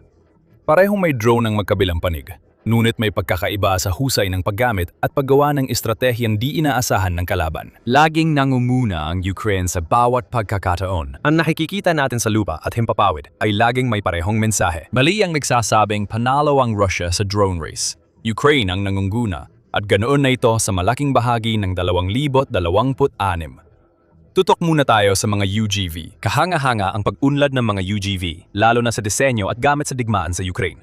Dati, para lang ito sa lohistika. Marami pa ring ground robot ang nagsisilbi sa ganitong layunin dahil sila ang nagdadala ng supply sa harapan imbes ng mga sundalo at ginagamit din sila para ilikas ang mga tropa. Dinadala sila pabalik sa ligtas na lugar sa likod ng front lines. Gayunpaman, mas madalas nang ginagamit ang mga UGV sa labanan. Nilalagyan na ngayon ng mga machine gun ng mga UGV, kaya nilang paputukan ang mga posisyon at magdala ng mga bomba na maaari nilang gamitin para pasabugin ang mga iyon. May thermal night vision ang ilang UGV kaya mag-operate kahit madilim ayon sa ulat ng Euromaidan Press. Ang mga kamikaze UGV na nakikita natin ngayon sa labanan ay kaya pang gawin ang isang bagay na hindi kayang gawin ng mga UAV ng Ukraine. Diretsong magmaneho sa bukas na bunker o malapit sa kagamitan at sumabog. Aminado ang Ukraine na posibleng baguhin ng UGV ang laban, kaya malaki ang kanilang puhunan para maipasok sa labanan ang pinakamarami sa mga ito hanggat maaari. Iniulat ng RBC Ukraine na nakagawa ang Ukraine ng 25,000 UGV sa unang kalahati ng 2026. Kung pareho ang schedule ng produksyon sa ikalawang kalahati ng taon at susubukang dagdagan pa ng Ukraine, maaaring makagawa at mailagay sa labanan ang 50,000 UGV bago matapos ang taon. Tinawag ng mga commander ng Ukraine ang mga ground robot na bagong kabalyerya dahil kaya nilang gawin ang mga misyon na dati ay delikado para sa mga Ukrainyano. At dagdag na impormasyon, nakagawa ang Ukraine ng 15,000 UGV noong 2025. Maaaring mahigit 3 beses na mas mataas ang bilang sa 2026. Bukod sa paggawa, madalas ding gamitin ng Ukraine ang mga UGV. Noong Hunyo, sama-samang nakapagtala ang mga ground robot ng record na 16,600 at 66 na misyon at umabot sa mahigit 65,000 misyon pagsapit ng buwan. Nakita natin na mahigit doble ang bilang ng buwanang misyon ng UGV mula 7,475 noong Enero hanggang ngayon. Nakahanga-hanga, lalo't ilang taon lang ang nakalipas, halos wala pa ang teknolohiyang ito. Ngayon, hindi lang ito gamay ng Ukraine, kundi ginagamit na nila ang kanilang kalamangan sa UGV para magtagumpay sa larangan ng labanan. Sinusubukan ng Rusya na makasabay dahil Ukraine ang innovator at Rusya ang nanggagaya. Ayon sa Pravda noong Mayo 1, may hindi bababa sa 20 uri ng UGV ang Rusya. Gayunpaman, hindi pa nailalagay ng Rusya ang mga robot na tulad nito sa lawak na ginagawa ng Ukraine. At tiyak na hindi rin nila ginagamit ang mga ito para sakupin ang mga posisyon o ilipad ang mga ito sa larangan gamit ang mga drone. Inobasyon ng Ukraine lahat yan. May problema rin ng Rusya dahil 10 sa 20 kumpanyang gumagawa ng Russian ground drones ay pinapatawan ng US sanctions. Ilan dito ay pinyatawan na ng parusa ng Ukraine at European Union. Mas mahigpit na parusa sa mga gumagawa ng Russian ground robots ay makakatulong sa Ukraine na mapalawak ang kanilang kalamangan at gawing hindi sila matalo. Pero tama na muna tungkol sa mga UGV. Gaano man sila kahalaga, sinabi namin sa inyo na naging dalubhasa ang Ukraine sa buong digmaan ng mga drone, hindi lang sa isang aspeto nito. Hindi kami nagsisinungaling. Nangunguna ang Ukraine sa long-range attacks na pinatunayan ng isa nilang kamakailang operasyon. Bago natin talakayin ito, paalala lang na pinapanood mo ang military show. Kung hindi ka pa nakakapag-subscribe sa channel, ngayon na ang tamang panahon para pindutin ang button na yan at i-ring ang notification bell para isa ka sa mga unang makakapanood ng aming mga daily na video. Dadalhin ka namin sa malawakang pag-atakeng isinagawa ng Ukraine na magdamag hanggang Hulyo 21, kung saan nagpadala sila ng humigit kumulang 350 strike drones sa Russia at mga sinakop na teritoryo, kabilang ang ilang pag-atake sa Black Sea. Nagkaroon ng mga sunog sa iba't ibang lugar. Matinding tinamaan ang sinakop na Mariupol, kaya kumalat ang usok sa lungsod. Malamang na tinamaan ng Ukraine ang isang imbakan ng gasolina o langis doon. Nawasak ang logistics center sa Crimea at ilang industrial na lugar sa Lipetsk, kabilang ang planta ng bakal na gumagawa ng halos 20% ng bakal at lipid ng Russia. Mas marami pang barkong tinamaan sa Dagat Itim at Azov. Sinira rin ng Ukraine ang mga radar, mga embakan ng supply, at iba pa sa sinakop na Donetsk, Luhansk at Zaporizhia. Nagkaroon din ng malaking pag-atake sa Kalino Air Base sa Kursk, Rusya, na sumira sa Su-24 fighter jet at Pantsir S-1 air defense system. Lahat ng ito ay talagang kahanga-hanga, syempre, pero hindi ito ang totoong kwento pagdating sa mga pag-atakeng isinasagawa ng Ukraine sa kailaliman ng teritoryo ng kalaban. Ang pinakakapansin-pansin sa araw na ito ng pagsira ng mga drone ay naglunsad din ang Rusya ng sarili nitong malayuang pag-atake sa parehong panahon at natalo ang Rusya ng matindi. Pagkatapos ng mga pag-atake, nakalipad ang Ukraine ng 6 na beses na mas maraming long-range drone kaysa Rusya. Nakapagpakawala lamang ang Rusya ng 58 drone at misil laban sa malawakang drone attack ng Ukraine. Mahalaga ito sa lumalaking husay ng Ukraine sa paggamit ng drone dahil sa isang simpleng dahilan. Isa sa ilang kalamangan ng Rusya pagdating sa drone ay nawala na. Sa loob ng maraming taon, nagawa ng Rusya na magpakawala ng mas malalaking grupo ng mga long-range drone kaysa sa kayang gawin ng Ukraine bilang tugon. Nagbago ang lahat noong 2026. Nakamit na ng Ukraine ang pantay na kakayahan sa malalayong pag-atake. Madalas na ang mas maraming long-range drone ang inilulunsad ng Ukraine kaysa Rusya, gaya noong Hulyo 21. Ang 6 kontra 1 pag-atakeng ito ay hindi hiwalay na insidente. Namungguna na ang Ukraine sa malalayong pag-atake at nagiging pangkaraniwan na ito araw-araw. Hindi na bago o record ang pagpapadala ng Ukraine ng 350 drone sa Rusya at mga okupadong teritoryo. Ayon kay Pangulong Volodymyr Zelensky, noong Hunyo, 300 hanggang 350 strike drone ang karaniwang inilulunsad ng Ukraine araw-araw dahil pinalakas nila ang kampanya ng malalayong pag-atake laban sa langis ng Rusya. Pahinay ng mga base militar at sirain ang makinaryang pandigma ng Rusya. Hindi namin gustong magmukhang palaging mas maraming drone ang inilulunsad ng Ukraine kaysa Rusya, kaya namin nabanggit ang pagkakapantay-pantay. May mga araw na mas marami ang inilulunsad ng Rusya at may mga araw naman na Ukraine ang mas marami. Pero ang katotohanang naabot ng Ukraine ang ganitong dami, lalo na kung isasama pa ang pagiging eksakto ng kanilang mga pag-atake kumpara sa Rusya na basta na lang tumatarget kahit saan at madalas ay mga lungsod pa, Ibig sabihin nito ay lumalamang ang Ukraine. Dapat nakita na ng Rusya ang pagbabagong ito noong umpisa ng taon. Sa unang 4 na araw ng 2026, mas maraming drone ang ginamit ng Ukraine laban sa Rusya kaysa kabaligtaran. Abala ang Ukraine sa pagbasag ng record sa mahabang distansya. Noong gabi ng Hunyo 17-18, sinabi ng depensa ng himpapawid ng Rusya na napabagsak nila ang Siyam-na-22 drone ng Ukraine sa magdamagang pag-atake. Kasunod ito ng pag-atake noong ika-6 ng Hunyo, kung saan sinabi ng Rusya na napabagsak nila ang Siyam-na-11 drone. Grabe ang mga numero ito. Hindi dapat naabot ng Ukraine ang mga ito, pero nagawa nila at nakikita na natin ngayon kung paano ang pag-angat ng Ukraine sa larangan ng mahabang distansya ay pumipilit sa Rusya na baguhin ang kanilang estratehiyang militar. Ilang taon na ang nakalipas, kampante pa ang Rusya dahil daan-daang kilometro ito sa likod ng frontline at hindi regular na naabot ng Ukraine ang mga target sa loob ng Rusya. Pero ngayon, nagbago na. Mas maraming drone ng Ukraine ang kayang umatake ng mas eksakto sa dating di inaasahang distansya. Sa katunayan, ang distansya ay isa pang mahalagang punto. Noong Hulyo 7, inatake ng Ukraine gamit ang drone ang Omsk refinery. Para magawa yon, kailangan maglakbay ng mga drone ng Ukraine na hindi bababa sa 2,500 kilometro. Ipinapakita nito sa Russia na wala nang ligtas sa sariling teritoryo at hindi na nila napipigilan ang ganitong mga pag-atake. Madalas ipagyabang ng Ministeryo ng Depensa ang perpektong pagharang nila, pero sila rin ang nagsasabing debris lang ng drone ang tumatama sa mga target ng Ukraine, hindi raw mismong drone. Pagdating sa kalkulasyon, kailangan tanggapin ng Russia na lahat ng nasa loob ng hindi bababa sa 2,500 kilometrong layo mula sa Ukraine ay target na ngayon. O kailangan itong mag-invest ng malaki sa mga bagong depensa para protektahan ang kahit anong nasa likod ng frontline. At hindi makakasabay ang investment na yon. Mahirap magtayo ng bagong air defense dahil sa sanctions at kakulangan sa pera matapos ang 4 na taong malakas ang gastos sa militar. Kaya nangunguna ang Ukraine sa Russia sa ground drones at unti-unti na ring nauuna sa long range. Sa frontline, halos pareho rin ang sitwasyon. Ayon kay dating Commander-in-Chief ng Sandatahang Lakas ng Ukraine, Alexander Syrskyi, may 1.5 sa isa na kalamangan sa FPV drones ang Ukraine laban sa Russia sa halos buong frontline. Lumabas ang balitang yon kasabay ng anunsyo na nagsagawa ang mga drone operator ng Ukraine ng pag-atake sa 180,000 beripikadong target nitong Mayo. Malaki ang saklaw ng strike ratio na ito. Ipinapakita ng kalamangan ng Ukraine sa FPV kung paano naging mahalagang estratehiya ang paggamit ng drone kapalit ng sundalo na makikita rin sa dami ng produksyon. Noong Hulyo, kinumpirma ng Ukraine na gagawa ito ng humigit kumulang 10 milyong drone sa 2026 at mayroon itong kapasidad sa produksyon na kayang dublihin pa ang bilang ngayon kung makakakuha sila ng sapat na pondo para gawin ito. Dumarating na ang pondo na iyon.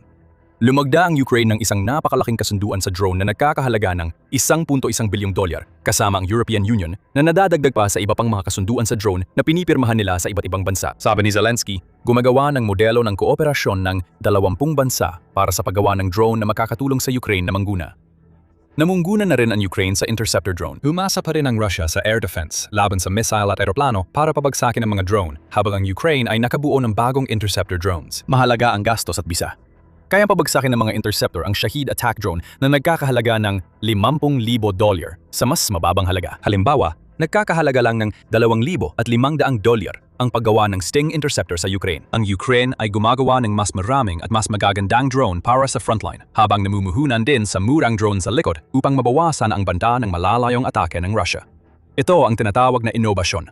Ang Ukraine ay inobatibo, hindi tulad ng Russia. Iyan ang dahilan kung bakit naging master sa drone warfare ang isa, habang ang isa ay talunan na nanggagaya lang. Bago tayo magtapos, may isa pang aspeto ng drone war, mga mid-range na pag-atake. Noong 2026, lumitaw ang bagong henerasyon ng mga mid-range strike drone na nagbigay daan sa Ukraine na magsagawa ng mga pag-atake sa mga okupadong rehiyon na dati ay hindi nito magawa. Hindi abot ng FPV drone ang malalayong lugar, kaya kailangan ng long-range drone sa pag-atake sa Russia. May drone na ngayon ng Ukraine na kayang umatake sa loob ng 50 hanggang 200 kilometro para sirain ang logistic ng Russia at mga importanteng asset gaya ng command post, imbakan ng bala at pagtitipon ng tropa. Ang mga ruta ng supply ng Russia sa malapit na likuran ay naging lugar ng panganggaso para sa mga mid-range strike drone na ito. Marami sa mga ito ay may kasamang artificial intelligence na nagbibigay daan sa kanila na otomatikong matukoy at subaybayan ang mga target bago sila payagang umatake. Isa pa itong larangan kung saan nangungguna ang Ukraine. Parehong may AI ang magkabilang panig, ngunit mas mahusay itong ginagamit ng Ukraine. Ginagamit ng Ukraine ang mga drone para atakihin ang mga convoy ng Russia, kabilang ang armored vehicles at mga truck ng gasolina at supply na nagtatangkang maghatid ng kanilang kargamento sa harapan. Inanunsyo rin ng Ukraine ang $113 milyong na kampanya para sa logistics lockdown upang suportahan ito. Dandang sasakyan ng Russia ang nasusunog. Pinakamalaking epekto ay sa Crimea, na lalong nahihiwalay at nakararanas ng kakulangan sa gasolina at madalas na pagkawala ng kuryente. Ang huli ay sanhi ng pag-atake sa power station at substation gamit ang mid-range strike. Sa harapan, laging walang dumarating na gasolina, bala, pagkain at supply para sa mga sundalo. Dahil may truck na pinasabog, tulay gumuho, logistics hub na sira o kalsadang naging guho. Mahalaga ang mga pag-atake.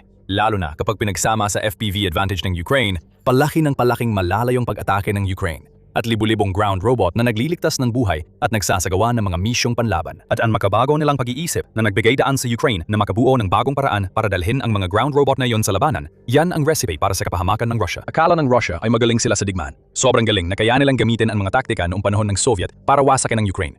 Nang nabigo yon at ang tuloy-tuloy na suporta ng kanluran ay nagbigay daan sa Ukraine na makaligtas sa mga unang buwan at taon ng pananakop. Nagbago na ang takbo ng digmaan. Ngayon, nakikita natin ang pagbabago ng sitwasyon. Umaasa pa rin sa mga estratehiyang may sakripisyo ng sundalo, ngunit humahabol na lang ang Russia. Mas marami at mas magagandang drone ang ginagawa ng Ukraine na nagbago sa enyo ng digmaan. Sa digmaang ito, ang thermobaric na sandata ay nangangahulugan ng malawakang pagkawasa. Halos kapareho ito ng TOS, Isaa Sonsepyok, isang Russian rocket launcher na nagpapaputok ng 200 warhead sa isang salang putok. Ang ODA, 1,500 ay 1,500 kilong glide bomb na lumilikha ng mushroom cloud na kita mula sa malayo. Pareho itong ginamit ng Russia sa mga mataong lugar noong digmaan. Mga aksyon na kabilang sa mas malawak na aligasyon ng war crimes na iniimbestigahan ng International Criminal Court. Iyan ang doktrinang ikinabit sa Russia hanggang ngayon. Mas malaki, mas maganda. Habang mas malawak na lugar ang nagiging hindi matitirhan sa iisang pag-atake, mas epektibo ang sandata. Ang mga sibilyang nadamay sa lugar na yon ay naging kabayaran at maaring sinadya pa. Pero kabaligtaran ang ginawa ng Ukraine. Para sa kanila, mas kaunti, mas mainam. Nagpakita ang Ukraine sa Defense Expo sa Paris noong Hunyo 2026 ng thermobaric na sandatang kalahating kilo lang at kasya sa cargo pocket. Sa sandatang yon, tahimik nitong binabago kung para saan talaga ang buong kategoryang ito ng mga sandata. Sa halip na maramihang casualty, nire-recalibrate na ang mga sandata tungo sa presisyon kung saan target ay isang silid, trinsera o sasakyan. Ipapaliwanag namin paano gumagana ang thermobaric na sandata. Bakit napunta ang Russia at Ukraine sa magkasalungat na dulo ng isang teknolohiya? At ano ang bagong granada ng Ukraine? Ang bagong granada ng Ukraine, kasama ng doktrina ng drone na binubuo ngayon sa paligid nito, ay nagpapakita kung saan susunod na tutungo ang malapitang labanan sa digmaang ito. Tignan natin ang mekanismo ng mga thermobaric na sandata. Ang karaniwang pampasabog ay isang solong kaganapan kung saan sumasabog ang solid o likidong compound at inilalabas ang enerhiya sa mabilis na chemical na reaksyon. Ang pinsala ay galing sa alon ng pagsabog at mga piraso. Pero ang thermobaric na sandata ay may dalawang yugto ng proseso. Sa loob ng bala ay may tangke ng gasolina at dalawang pampasabog. Una, sumabog ang isa para ikalat ang gasolina bilang aerosol sa hangin. Pagkalipas ng ilang bahagi ng segundo, sinindihan ng pangalawang pampasabog ang ulap na yon. Dahil ang gasolina ay nasa atmosfera at himbilang sa lalagyan, nasusunog ito gamit ang oksiheno sa hangin.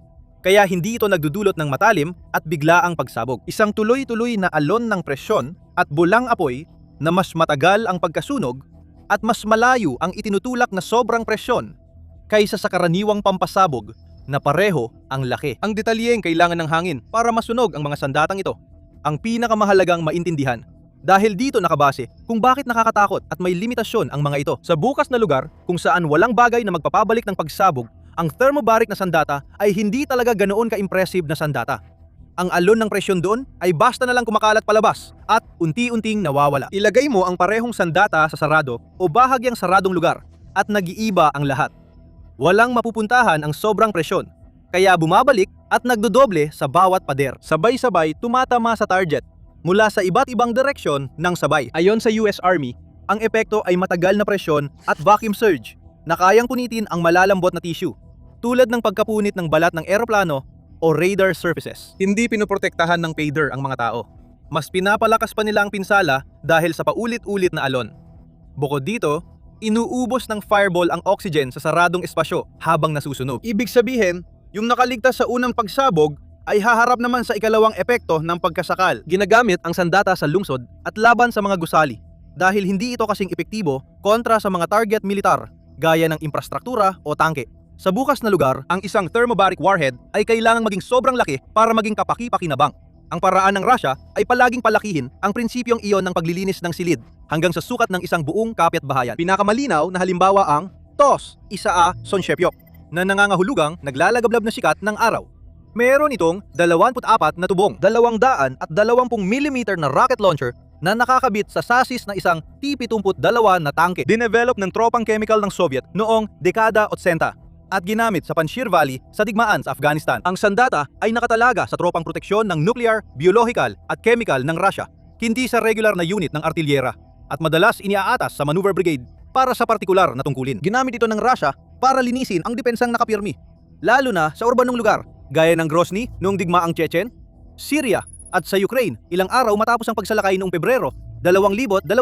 Habang nakuhanan ito, habang tumatawid sa hangganan ng Belarus, bawat raketa ay nagpapakalat ng ulap na nagliliyab sa temperaturang halos 3,000 at 700 degrees Celsius.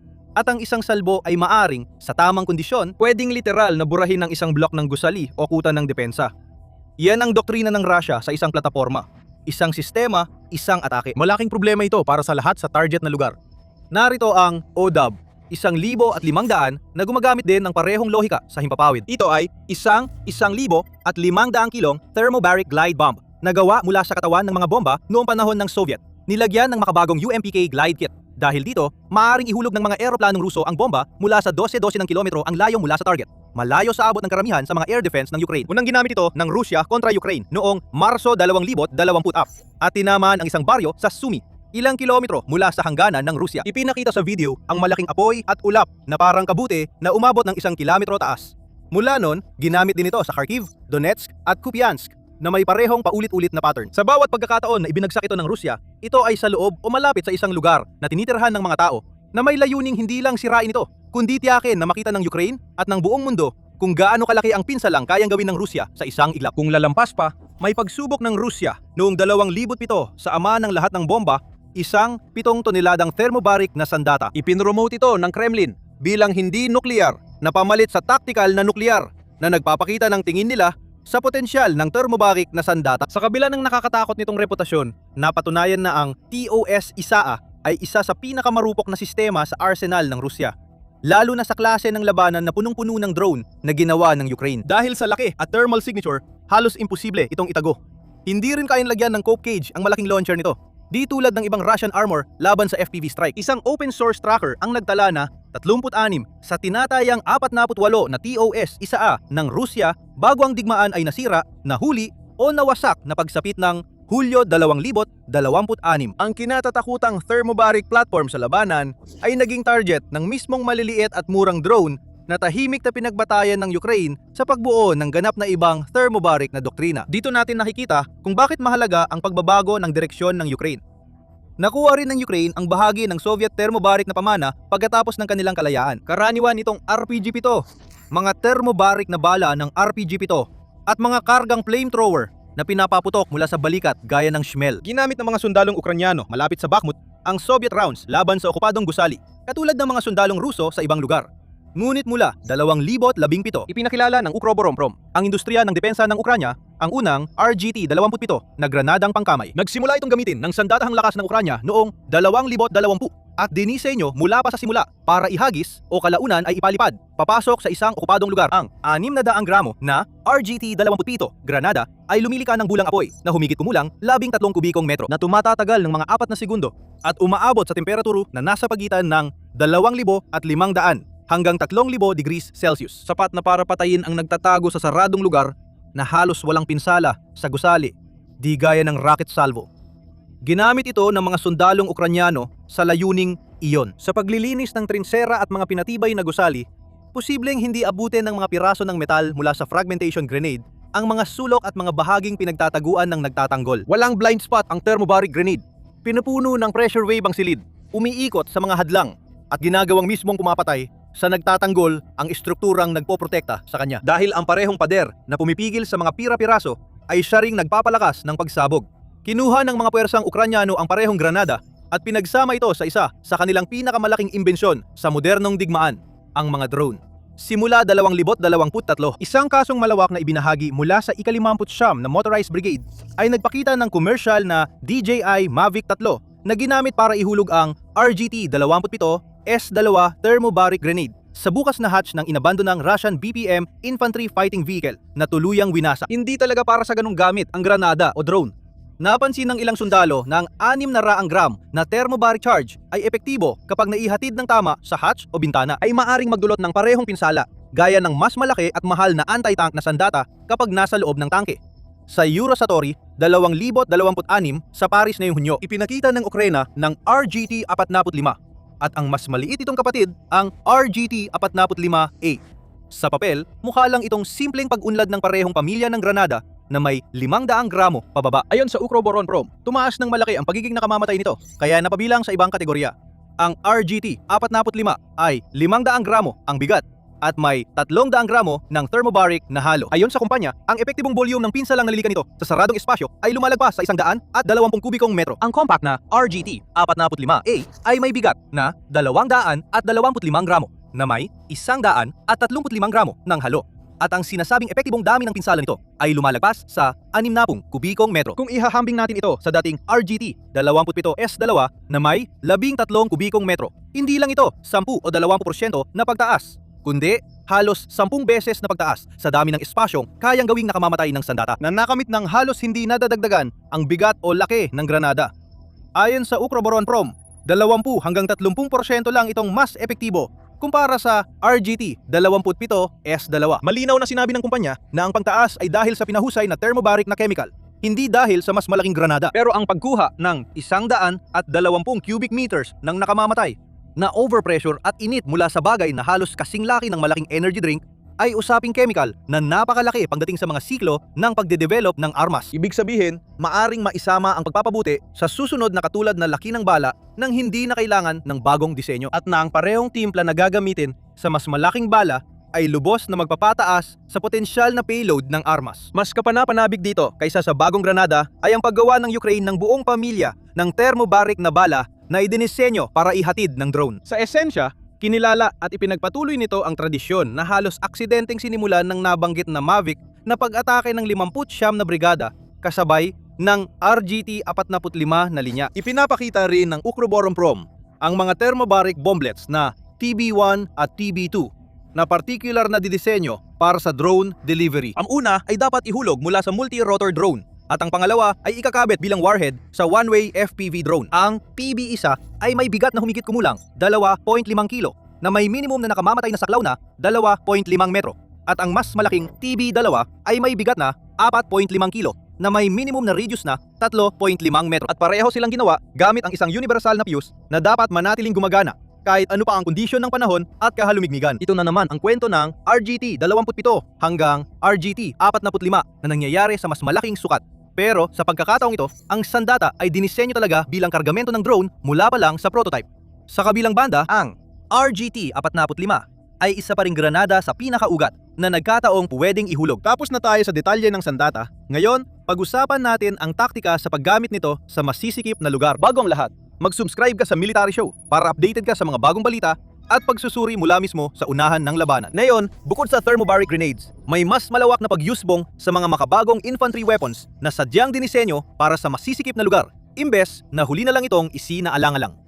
Sa ibang bahagi ng digmaan, ang mga sistemang mula sa kanluran, gaya ng Swedish Carl Gustaf recoilless rifle, ay may espesyal na bala para sa masisikip na lugar, ang HIT-6 na 155. Pinapapalitan nito ang gas backblast ng solid countermass para magamit ang sandata sa loob ng kwarto ng ligtas para sa tropa. Ang linya ng mga thermobaric grenade ng Ukraine ay nilulutas ang parehong issue, pero kabaligtaran ang paraan. Imbes gawing ligtas ang malalaking sandata para sa loob ng bahay, pinapapalas nito ang sandatang pangloob para maging epektibo kahit maliit. Nakagawa na rin ng mga bagong taktika ang mga unit ng Ukraine gamit ito. Ang frontline drone team, kabilang ang mga operator na konektado sa grupong terorista, ay naglarawan ng isang teknik na gumagamit ng 2 drone para sirain ang mga pinatibay na gusaling ginagamit ng tropang Ruso bilang posisyon. Ang unang FPV drone may dalang karaniwang high explosive na warhead, bumubutas ito ng bubong o pader at nagbubukas ng daan papasok sa estruktura. Ang ikalawang drone na may thermobaric na pampasabog ay lilipad sa butas at sasabog sa loob. Ito ang lohika ng paglilinis ng trench mula sa mga taon ng labanan ng infantry na halos eksaktong inilipat sa panahon ng drone. Sa halip na isang sundalo, ang pisikal na lalapit sa pintuan habang binabaril para ihagis ang granada. 2 drone na ang gumagawa ng pagbubutas. Hindi kailanman lumalantad ang sundalong Ukrainyano sa direktang tanaw ng nagtatanggol. Ito ang pangunahing taktikal na benepisyo ng mas maliit at malakas na thermobaric na pampasabog. Kapag may mga eksaktong drone ka na kayang lumipad sa mga bintana at iba pang maliliit na butas, mas lumalawak ang epektibong saklaw at mas dumarami ang mga posibleng landas ng paglulunsad. Umaabot din sa mas mataas na antas ang pangunahing ideya. Pinapalawak ang kakayahan ng doktrinang ito. Ang Behemoth Strike Drone na gawa ni Glepper at Culver Aerospace ay unang ipinakita noong Mayo 2026. May dalang 75 kilong tandem payload na binubuo ng 40 kilong high explosive fragmentation warhead. Sa unahan, kasunod ang 35 kilong thermobaric charge sa likod nito. Noong Hunyo 2026, nagamit ang drone laban sa tulay ng Chonhar na nag-uugnay sa okupadong Kherson Oblast at Crimea na nagdulot ng pagkaantala sa isa sa mga pangunahing logistic corridor papunta sa peninsula. Bagaman mas malaki ang drone kaysa sa Granada, magkapareho sila ng pangunahing disenyo. Ang Granada ay pumalit sa mas malaki at mahirap gamitin na anti-tank na Granada. Ang Behemoth ay planong ipalit sa cruise missile gaya ng Storm Shadow o Scalp na mula sa Britain o France. Ang Storm Shadow ay may warhead na halos 1,300 kilo karaniwang inilulunsad mula sa ere at nagkakahalaga ng mahigit $1 milyong para gawin. Ang iniulat na gastos ng Behemoth ay nasa pagitan ng $35,000 at $55,000 para sa isang drone na sinasabing may saklaw na higit sa 300 kilometro kaya direktang kalaban ng Storm Shadow ito. Iniangko pa ng Ukraine ang konsepto para sa paggamat sa dagat. Isang ulat noong unang Hunyo ang nagsabing inangkop nila ang Sea Baby sa paglalagay ng mga Shmel thermobaric grenade launcher at mga hiwalay na FPV drone deployment platform sa side compartment ng drone boat. Ginawa nitong lumulutang na multi-weapon platform ang dating single-use na drone na kayang umatake sa mga nakabaong posisyong Ruso sa baybayin. Ang punto ay pinapakita ng thermobaric na sandata ang pilosopiya ng disenyo na mas inuuna ang presisyon kaysa dami. Mula sa mga sandatang kasing liit ng Granada hanggang sa mga nakalaang pumalit sa mas maliliit na missile. Pansinin na humihinto ito sa antas ng pagkawasak kung saan nagsisimula ang mga sandatang Ruso. Dahil hindi nito layong palitan ang ballistic o nuclear na missile, kundi linisin lang ang pinatibay na posisyon at trinsera. Ang huling puntong yon ang dahilan kung bakit naging mainit na usapin ang thermobaric na sandata noong 2026 sa nakaraang 2 taon. Karamihan ng labanan ay nakatuon sa isang halos hindi gumagalaw na linya na tumatawid sa rehiyon ng Donbas. Ang Rusya mismo ang nagtayo ng orihinal na depensibong linya simula noong huling bahagi ng 2022. Isang libong kilometrong network sa sinakop na Ukraine na kalaunay tinawag na Surazik Line.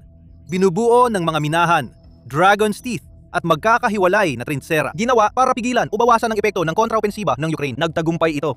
Halos buong 2023, nagpilit ang mga puwersa ng Ukraine na butasin ang isang sektor nito sa napakalaking kapalit. Pero hindi pa rin tuluyang nakalusot.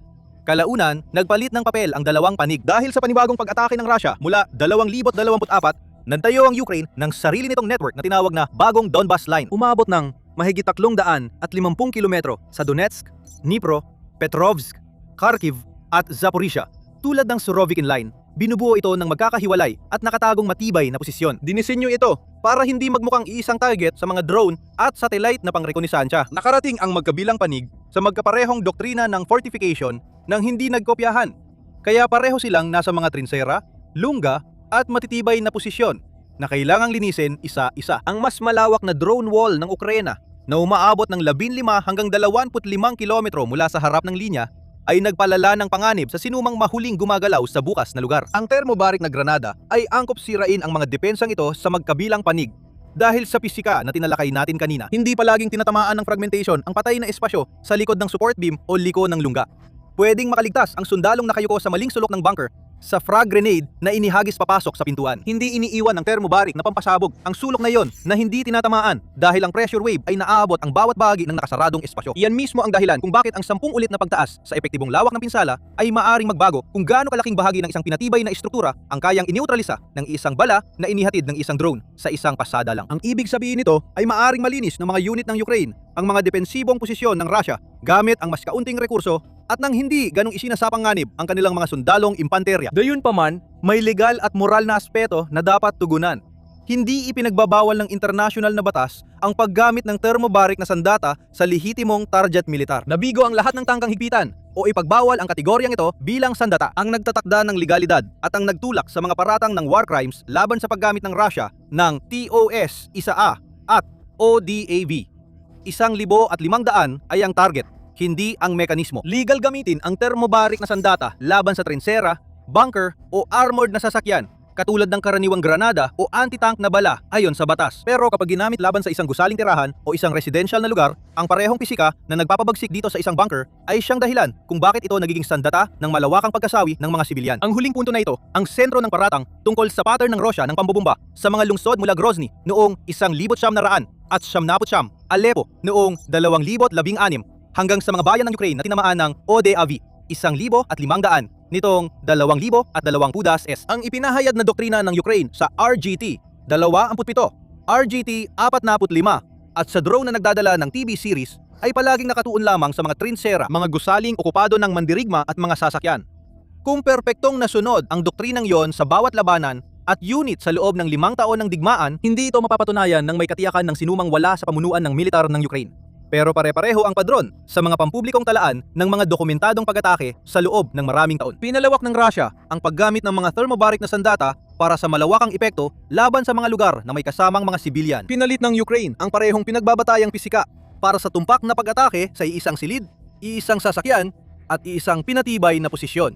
At ang bawat kilalang engkwentro ay tumutugma sa layuning iyon. Sa ika-21 siglo, hindi lang sa pisikal na labanan nagaganap ang digmaan, kundi pati na rin sa cyberspace. May mga nakatalagang hukbo ng mga elite na hacker at mga unit ng cyber warfare na nagsasagawa ng samut-saring opensiba at depensibong digital na operasyon. Mula sa paniniktik, pag-abala ng infrastruktura hanggang digmaang impormasyon laban sa kaaway.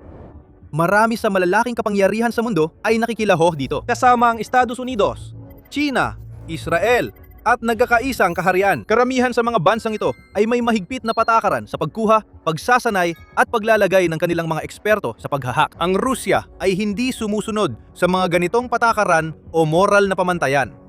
Ang Federal Security Service o FSB nito aktibong kinukuha ang masasamang tao tulad ng mga kriminal na hacker, scammer, carder, malware developer at ransomware operator imbes na ikulong. Mga hacker group na naghahanap ng butas sa network ng kumpanya para pasukin ang depensa at iligal na nakawin ang trade secret at sensitibong datos. Ito ang mga uri ng tao na inilarawan ni Vladimir Putin bilang mga artista noong edisyon noong 2017 ng taunang St. Petersburg International Economic Forum ng Russia na nagsabing para silang mga artista.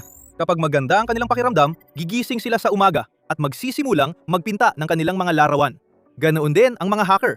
Gigising sila sa umaga, magbabasa tungkol sa mga kaganapan sa pandaigdigang usapin. At kung sila ay may makabayang pag-iisip, susubukan nilang tumulong sa paraang tingin nilang tama sa laban kontra sa mga nagsasalita ng masama tungkol sa Russia. Kapansin-pansin, sa talumpating yon, sinabi ni Putin na hindi sangkot ang Russia sa hacking sa antas ng estado at hindi rin nila ito gagawin.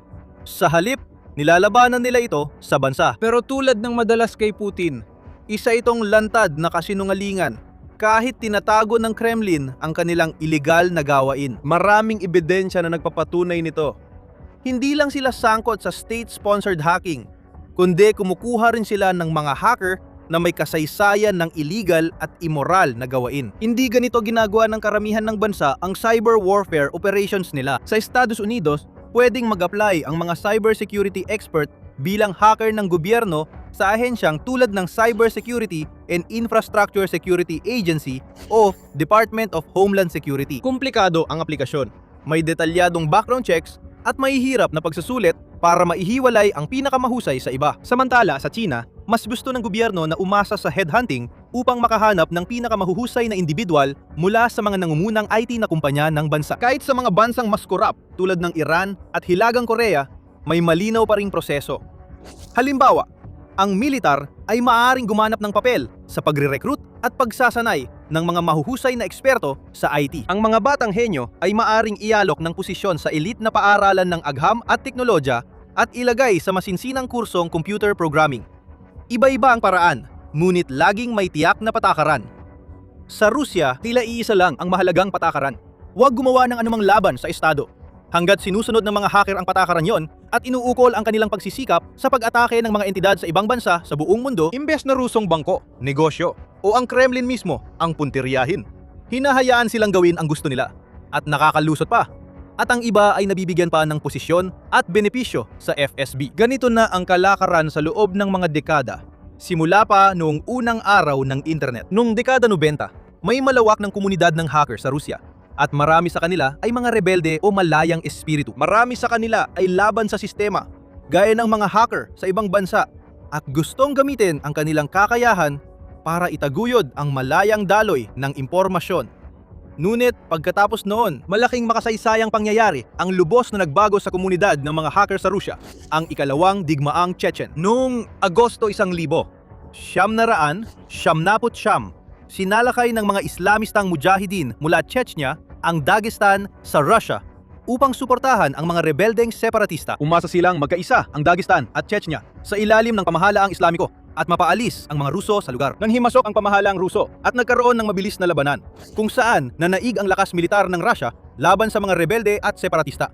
Maaring dun na sana nagtapos ang labanan. Ngunit noong Setyembre, 1979, nagkaroon ng serye ng pambubomba sa 4 na lungsod sa Russia na kumitil ng daan-daang sibilyan. Sa kabila ng mga hindi pagkakatugma, misteryo at kakulangan ng ebidensya sa ugnayan ng pambubomba sa mga rebeldeng Chechen, si Vladimir Putin. Noon ay punong ministro ng Russia, ginamit ang mga insidenteng ito bilang dahilan upang simulan ang malawakang pananakop sa Chechnya at angkinin ang buong kontrol sa rehiyon. Dito nagsimula ang madugong labanan na tumagal ng halos isang dekada, nagdulot ng 10,000 kaswalti at nagtapos sa pagkontrol ng Russia at pagtatatag ng sarili nitong pamahalaan sa Chechnya. Siyempre, dahil ipinapakita ng mga Russian TV channel ang mga nangyari matapos ang pambobomba sa mga apartment at ang mga pambansang pahayagan, ay sinisisi ang mga kalupitang ito sa mga rebeldeng Chechen.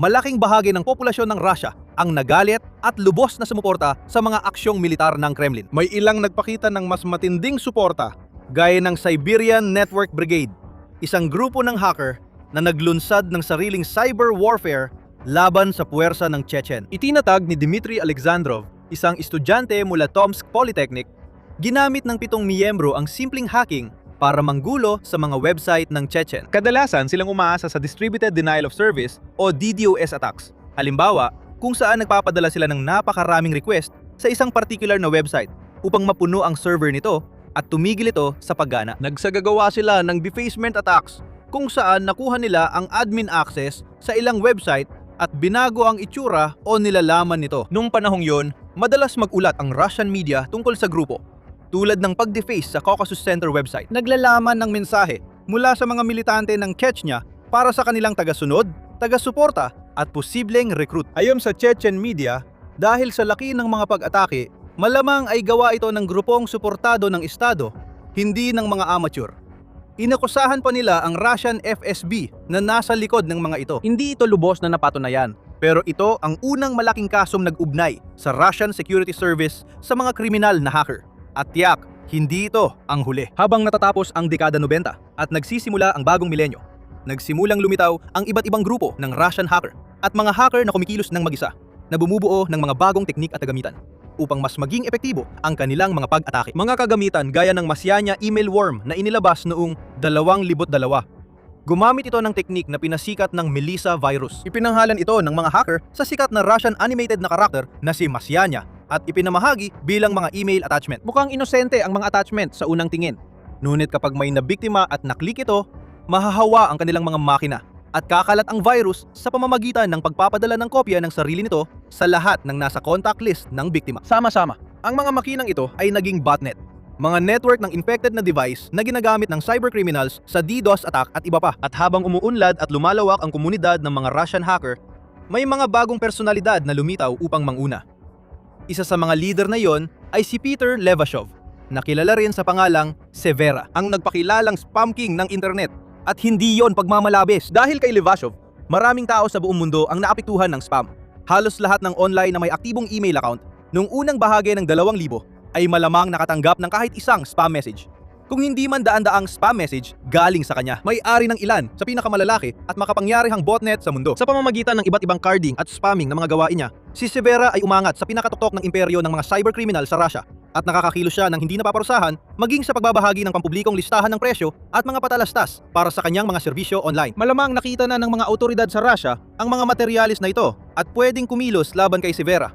Pero hindi nila ginawa. Bago namin ipaliwanag kung bakit, nanonood ka ng military show. Kung di ka pa subscribed, ngayon ang tamang panahon. Hindi agad ikinulong ng FSB si Levashev dahil nakita nilang kapaki-pakinabang ang kanyang talento. Lalo na matapos niyang buuin ang hacktivist group na Civil Anti-Terror. Itinatag ang kilusang ito para pagsamahin ang mga hacker group sa iisang layunin, nang mas madali at epektibo silang makapagkoordina ng pag-atake laban sa Chechnya. Ang random na DDoS attacks at nirepack na virus ay hindi na gaanong epektibo habang gumaganda ang cybersecurity. Kinailangang maging mas maparaan ng mga Russian hacker para makasira sa kalaban. Sa gabay ni Severus, naglunsad sila ng malawakang opensiba laban sa mga Chechen. Pagkatapos, inilipat nila ang atensyon sa iba pang kalaban ng Kremlin tulad ng oposisyon sa Russia at independenteng media, mga siyentipiko, mga site, non-governmental organizations, at maging mga banyagang bansa na itinuturing na critical sa pamamalakad ng Russia. Para kay Severus, parang hindi mahalaga kung binobomba niya ng spam ang mga partidong pampolitika o nagpapadala ng mga spam message na nangangakong mabilis kang yayaman sa mga random na tao sa buong mundo. Lahat ito ay gumagana at kumikita siya sa kahit anong paraan at halos pareho lang ang mga mekanismong ginagamit. Sa loob ng maraming taon, kumalat ang mga chismis na si Severov ay nagtatrabaho raw bilang freelancer o kontratista para sa pamahalaan ng Russia. Noong 2007, ginamit ang napakalawak niyang mga botnet para sa isang malawakang cyber attack sa Estonia. Ilang taon ang lumipas. Inamin ng mga politiko mula sa Nazi Movement at United Russia Party ang kanilang kaugnayan sa pag-atake. At sinabi rin ni Severov na nakipagtulungan siya sa partido. Lalo pang dumami ang ebidensya mula noon. Kasabay ng pag-atake sa Estonia, isang programmer mula Moscow na si Anton Noskov ang gumawa ng kopya ng civil anti-terror website ni Severov para mapreserba ito para masuri ng mga susunod na henerasyon. Kahit na tuluyang tinanggal ang original na site, nanatili ang kopya ni Noskov. Noong Mayo 2007, tinawagan siya ng isang lalaki mula sa National Anti-Terrorist Committee ng Russia, sangay ng FSB, na nagsabing labis na interesado ang kanyang mga amo na makipagtulungan kay Severa at humingi ng contact details nito. Hindi tumulong si Noskov at piniling ikwento na lang ang karanasan niya sa mga independenteng mamamahayag na ibinunyag sa mundo na ang pangunahing ahensya ng seguridad ng Russia ay kumukuha ng masasamang hacker. Si Lebovsov ay naging halimbawa lang. Sa mga sumunod na taon, maraming kwento ang lumabas tungkol sa mga grupong kriminal na hacker at individual na nilapitan ng FSB, hindi para parusahan, kundi bigyan ng lihim na kasunduan ng gobyerno. Habang nagkakaiba-iba ang mga detalye sa bawat kaso, marami sa mga kwentong ito ay sumusunod sa isang pamilyar na paraan. Ang mga kriminal na hacker ay unang nakikilala dahil sa kanilang mga ilegal na gawain. Halimbawa nito ay pagnanakaw ng credit card, spam, paggawa ng botnet, pag-hack ng mga website, pagsagawa ng DDoS attack o pagpapakalat ng malware at mga virus. Ito ang naging paraan nila para patunayan ang kanilang kakayahan. Marami sa kanila ang nagsimulang lumipat sa paggawa ng mga atakeng may motibong politikal. Maaring ito ay mga atake sa mga website ng Chechnya, laban sa mga bansa ng NATO, laban sa Ukraine o iba pang mga target. Ito ang paraan nila ng pagpapakita na ang kanilang mga ideolohiya ay tumutugma sa mga ideolohiya ng gobyerno. Kapag nakakita ang FSB ng mga hacker na mukhang may pambihirang kakayahan at mga interes na katugma ng sa kanila, kinakausap nila ito. At minsan, nag-aalok ng lihim na pakikipagtulungan. Minsan, direkta na nilang nire-recruit ang mga ito sa lumalaking hukbo ng mga hacker ng ahensya. Panalo ito para sa lahat ng kasangkot. Nakakakuha ng proteksyon ng gobyerno at hindi sila napapanagot ang mga hacker. Kaya nagagawa pa rin nilang ipagpatuloy ang kanilang mga illegal na gawain. Tinatamasa nila ang prestihiyo, pera at kapangyarihan mula sa pagtatrabaho para sa Kremlin. Samantala, ang Estado naman ay nakakagamit ng ilan sa mga pinaka-veterano at eksperto sa mundo ng cybercrime para gawin ang kanilang mga utos. Kasama ang lahat ng kanilang handang botnets, malware at kriminal na infrastruktura para magsagawa ng mga opensibong operasyon at information warfare laban sa kanilang mga kalaban, lokal man o internasyonal. Dahil palihim ginagawa ang marami rito, napapanatili rin ng Estado ang kakayahang kapani-paniwalang itanggi ang pagkakasangkot nito. Sa huli, kapangyarihan pa rin ang nasa Kremlin. Kung mawalan ng silbi ang mga inupahang cyber mercenary, madali silang aksyonan ng FSB tulad ng pagsampa ng kaso, pagkulong, at pampublikong kahihiyan. Ganon ang nangyari kay Dmitry Dukachev, na kilala rin sa alias na Forbes. Si Forbes ay mula sa maliit na bayan at maadan na sangkot sa hacking. Isa siyang masugid na gamer at nahack niya ang lokal na ISP para sa libreng internet. Mahilig din siyang magdokumento ng ginawa niya, tulad ng pagsusulat ng blog, artikulo at pakikipanayam tungkol sa kanyang karera sa cybercrime. Noong 2002, nagsimula siyang magtrabaho sa isang Russian magazine tungkol sa hacking habang pinapatakbo ang carding operation. Madalas niyang ipagyabang ang pag-hack niya sa mga website at kalaunan ay lumipat siya sa Moscow para mamuhay ng marangya gamit ang kinita rito. Isang gabi, sina Forbes at mga kaibigan niya ay tinangkang sirain ang mga surveillance camera sa kabisera ng Russia. Ngunit naharang sila ng pulis. Lumabas ng isa sa mga pulis ay taga FSB. At nang makausap niya si Forbes, nagsimula ang kapwa nilang kapakipakinabang na ugnayan. Sa mga sumunod na taon, naging aktibong katuwang ng ahensya si Forbes hanggang sa naging empleyado siya sa Center for Informational Security ng FSB, kung saan inatasan siyang magbantay, maghanap at mag-hire ng iba pang cyberkriminal na sa tingin niya ay may kakayahan at pag-iisip na kailangan para suportahan ang cyber operasyon ng Estado. Ginugol niya ang oras sa pag-ikot sa hacker forum, nagbabasa ng post at naghahanap ng talentadong makabayang tao bago sila alukan ng mga kasunduang makipagtulungan sa Kremlin. Iniulat na mahigit isang dekada niyang ginawa ito. Nagre-recruit ng di matukoy na dami ng kriminal na hacker. Pero noong 2016, tila mas naging pabigat si Forbes kaysa pakinabang sa FSB. Inaresto siya at kinasuhan ng pagtataksil at paglilipat ng classified na impormasyon sa Estados Unidos. Ipinaglaban niya ang pagiging inosente. Iginiit na ginagamit lang siyang scapegoat na lubos na kapanipaniwala batay sa naging kasaysayan ng Russia. Ngunit hindi ito sapat para mailigtas siya sa 6 na taong pagkakakulong. Makatuwiran isipin na ang kwento ni Forbes ay babala sa ibang hacker na gustong makipagtulungan sa gobyerno. Sa totoo, hindi naman ito napigilan ang marami sa kanila na tumanggap ng alok ng FSB.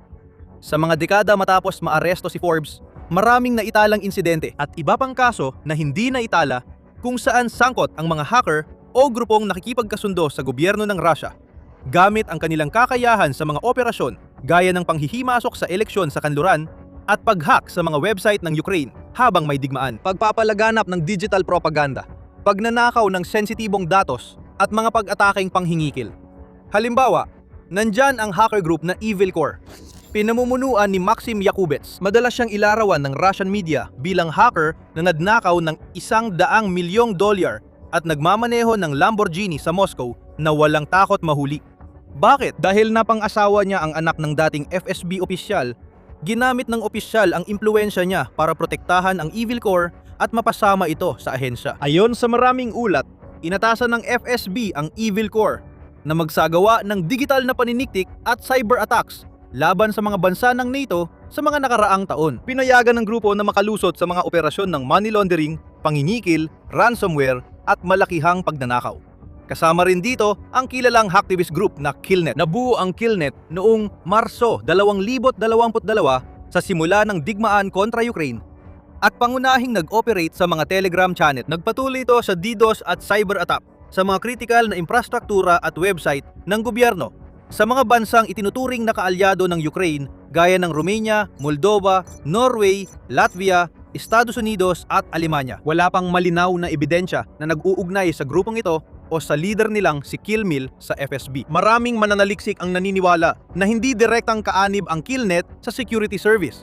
Ngunit may proteksyon pa rin ito mula sa Kremlin dahil magkatulad ang kanilang interes. Nakakatakot ang totoo tungkol sa cyber warfare strategy ng Russia. Hindi ito tungkol sa pagre-recruit ng mahuhusay na eksperto sa teknolohiya sa pamamagitan ng legal na paraan, paghahanap ng pinakamagagaling mula sa mga nangungunang IT firms sa bansa, o pagsasanay ng mga white hat hacker sa mga pinakamahusay na universidad ng teknolohiya. Isa itong underground na negosyo kung saan sangkot ang mga ahensya ng gobyerno at mga kahina-hinalang grupong kriminal. Nag-ariglo ng mga lihim na kasunduan na nagpapahintulot sa mga hacker na patuloy na magpakalat ng mga virus at manloko ng milyon-milyong tao basta't gagawa sila ng kaunting trabaho para sa Kremlin bilang sideline. Tulad ng ibang operasyon ng Kremlin, pangit at karumal-dumal ang ganitong negosyo.